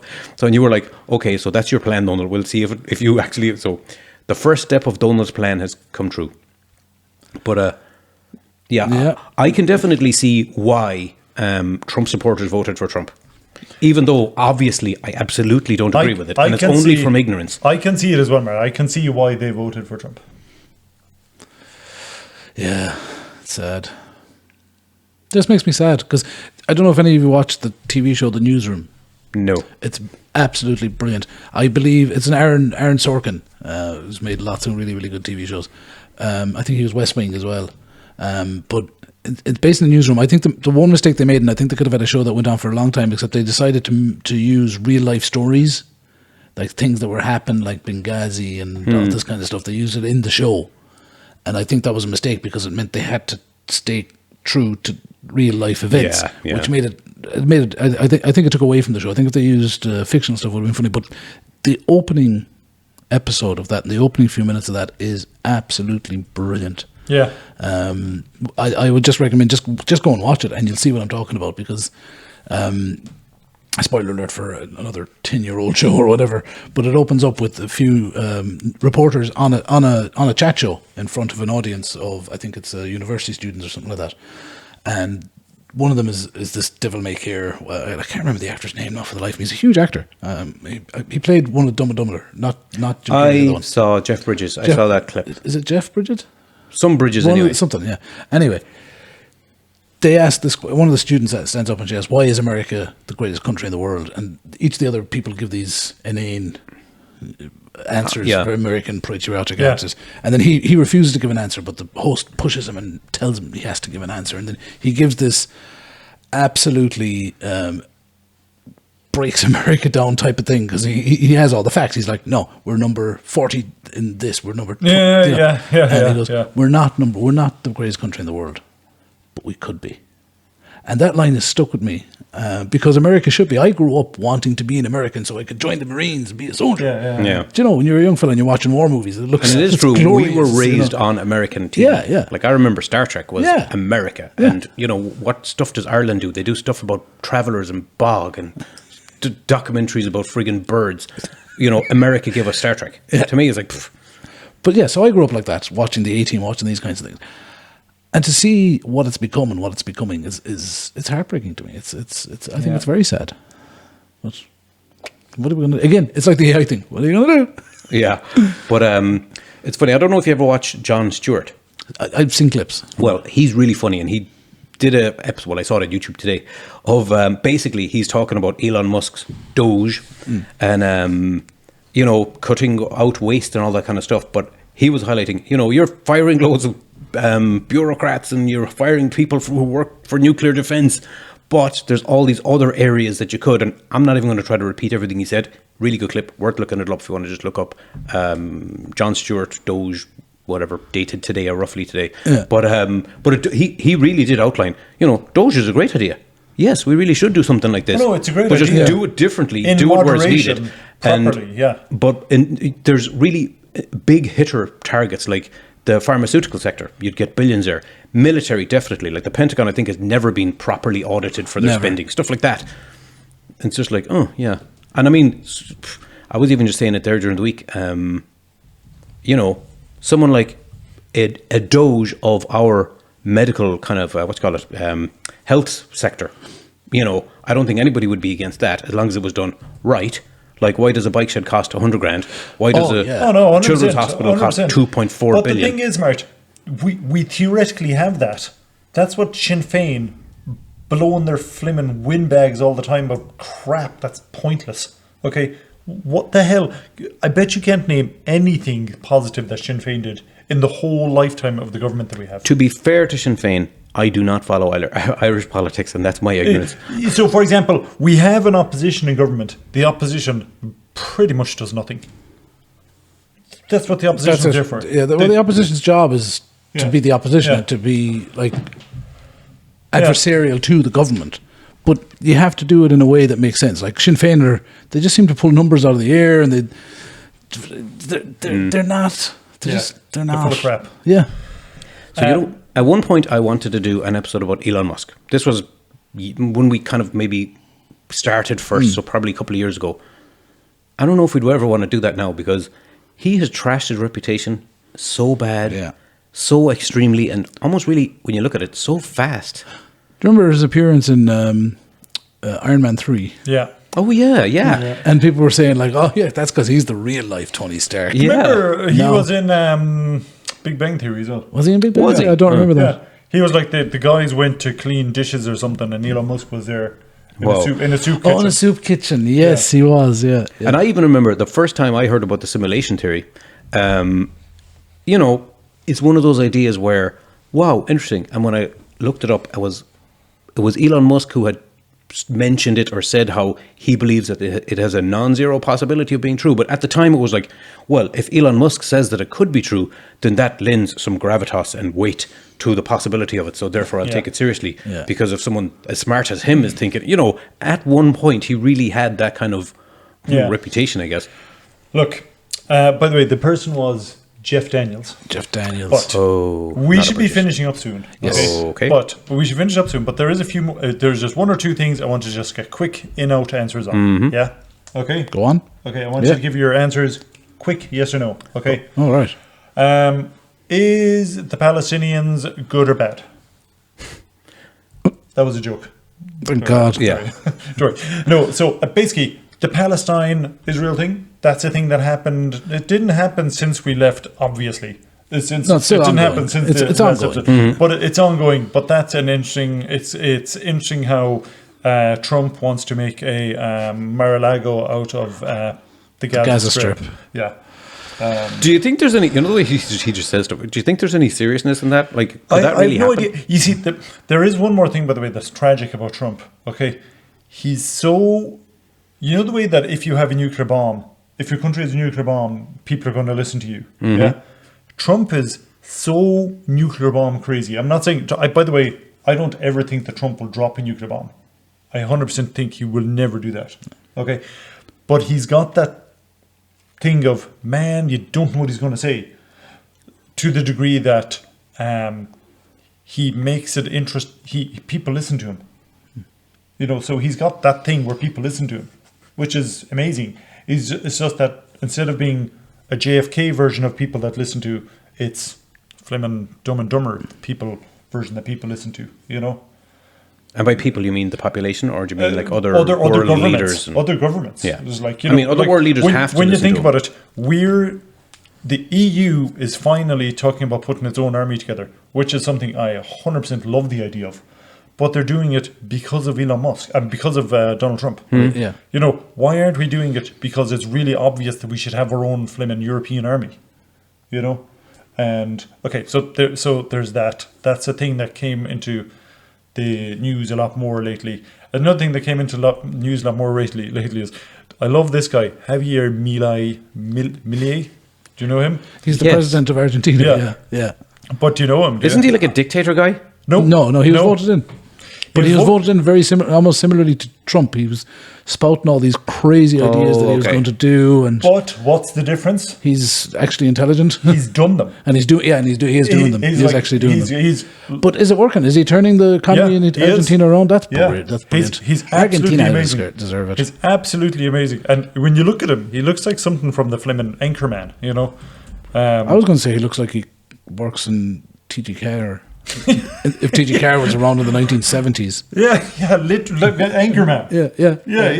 He looks he does look amazing, like, you know, he does look amazingly. He's got a big Irish head. Caricaturish. He's got a big Irish He's head. got a big Irish head on him. He does. Definitely Having said does. that, there's a flipping great clip, I don't know if you've seen it, of a young fella down in Kerry who has a huge Irish head in him. Like, he looks like an Irishman. A little young fella. He looks like an Irish young fella. And he's talking there in this lovely Kerry accent, Irish. He's talking about how his teacher encouraged him to learn how to play the accordion, and he can play the accordion and stuff. And he's doing, you know, and you're listening to him and you're like, yeah.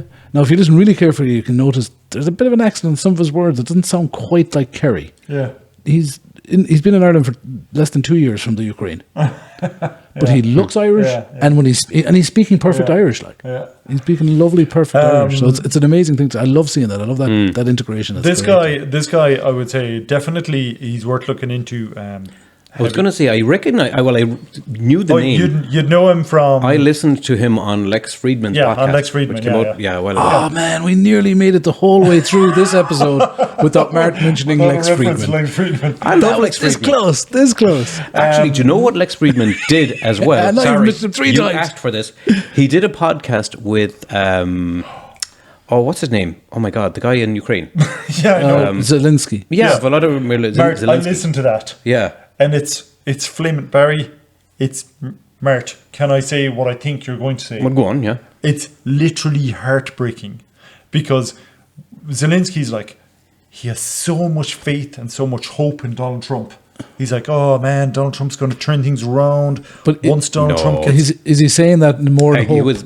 I definitely interpreted like Zelensky knows Donald Trump. If he said, "Oh, Donald Trump's an asshole," he's not going to help us.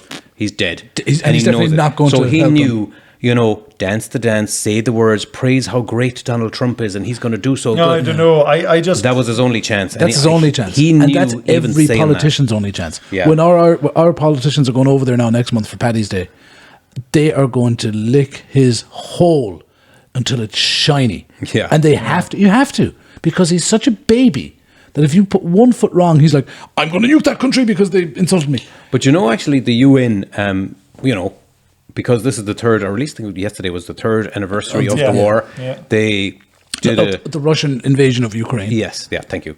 They did it. They passed a kind of a resolution to all agree that we think this is bad. So that's all they're doing, you know, down with that sort of thing. Is there anything to be said for saying another mass? Yes, but the thing is, obviously, when they passed this resolution, all countries vote on it, and the countries that said no were, you know, Russia and their Russia biggest ally. and North Korea.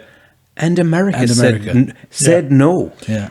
That shocked me even by America standards. It kind of shocked me, but it goes exactly to the thing of the American government is pushing for Nazism.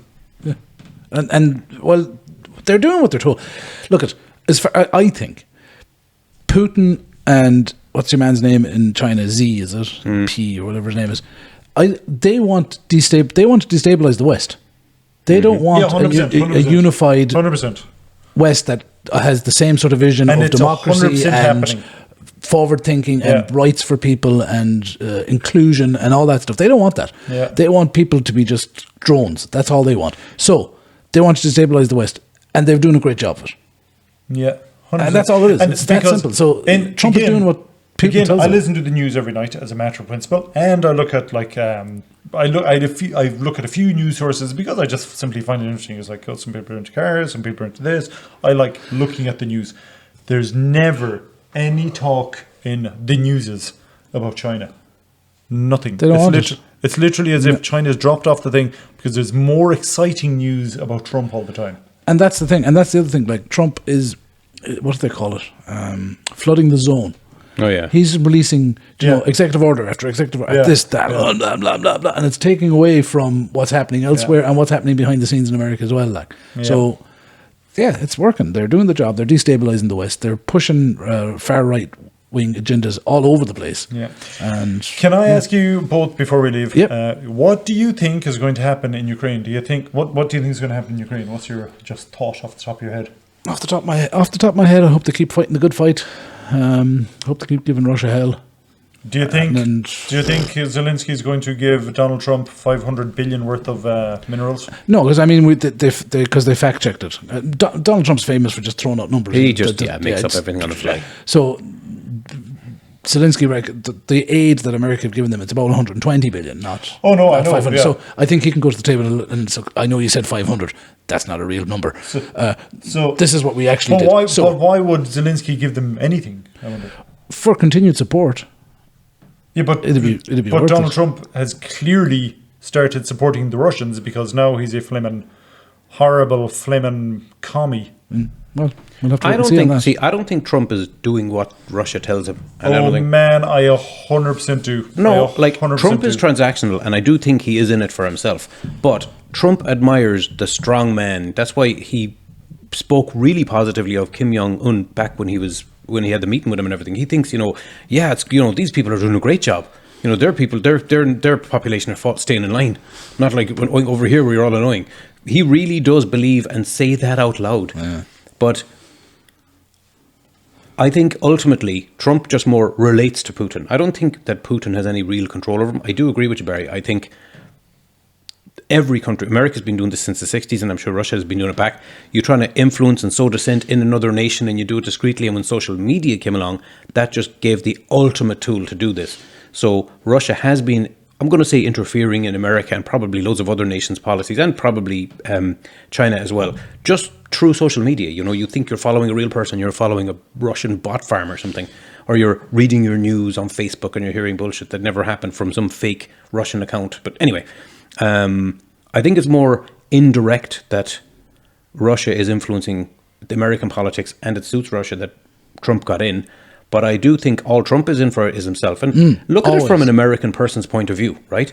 Let's say you're a hardworking person in America where, the culture is different, where you work harder for less money and you got to work more to make the same as you would in Europe. And be living in fear of breaking your toe. Yeah, exactly. But suddenly, you're thinking, wait, why are we donating loads of money to some war somewhere else on the other side of the world?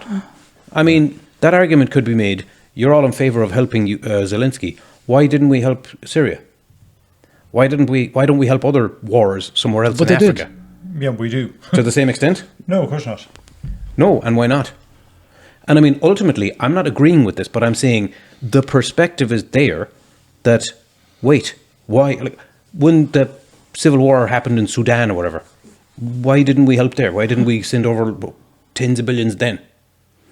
I mean, I don't know why. Why did we pick one now? I do know, because Ukraine is the breadbasket of Europe, a mineral resource mine, and it's right on the edge of Europe, a buffer zone. There's all this significance there, but that's really the reason. We're doing it for us, not for Zelensky and not for the Ukrainian people. But also, that's us then. We're in Europe, right? But Trump, I think he said it, hey, there's an ocean between us and them. Why are we giving them anything? Why Yeah, would no, we that's care? true. That's true. Yeah. And if you're an American taxpayer, I can totally understand the perspective, even though I disagree with it. Yeah, wait, why are we giving money over there? What's in it for But us? like, as a country, say, for example, Ireland, we give millions in aid to dozens of countries. And again, you could say, well, we could spend that money in the HSE and have a better health system, but we can't. We could have another children's hospital. Yeah. For all the billions we spend, we could have 4 children's hospitals. We could have a bike shed with 4 walls, well, 3 walls. So, like, every country has to do that. You have to give aid. You have to help when you can. Yeah. Why do you have to, though? It's the right thing to do.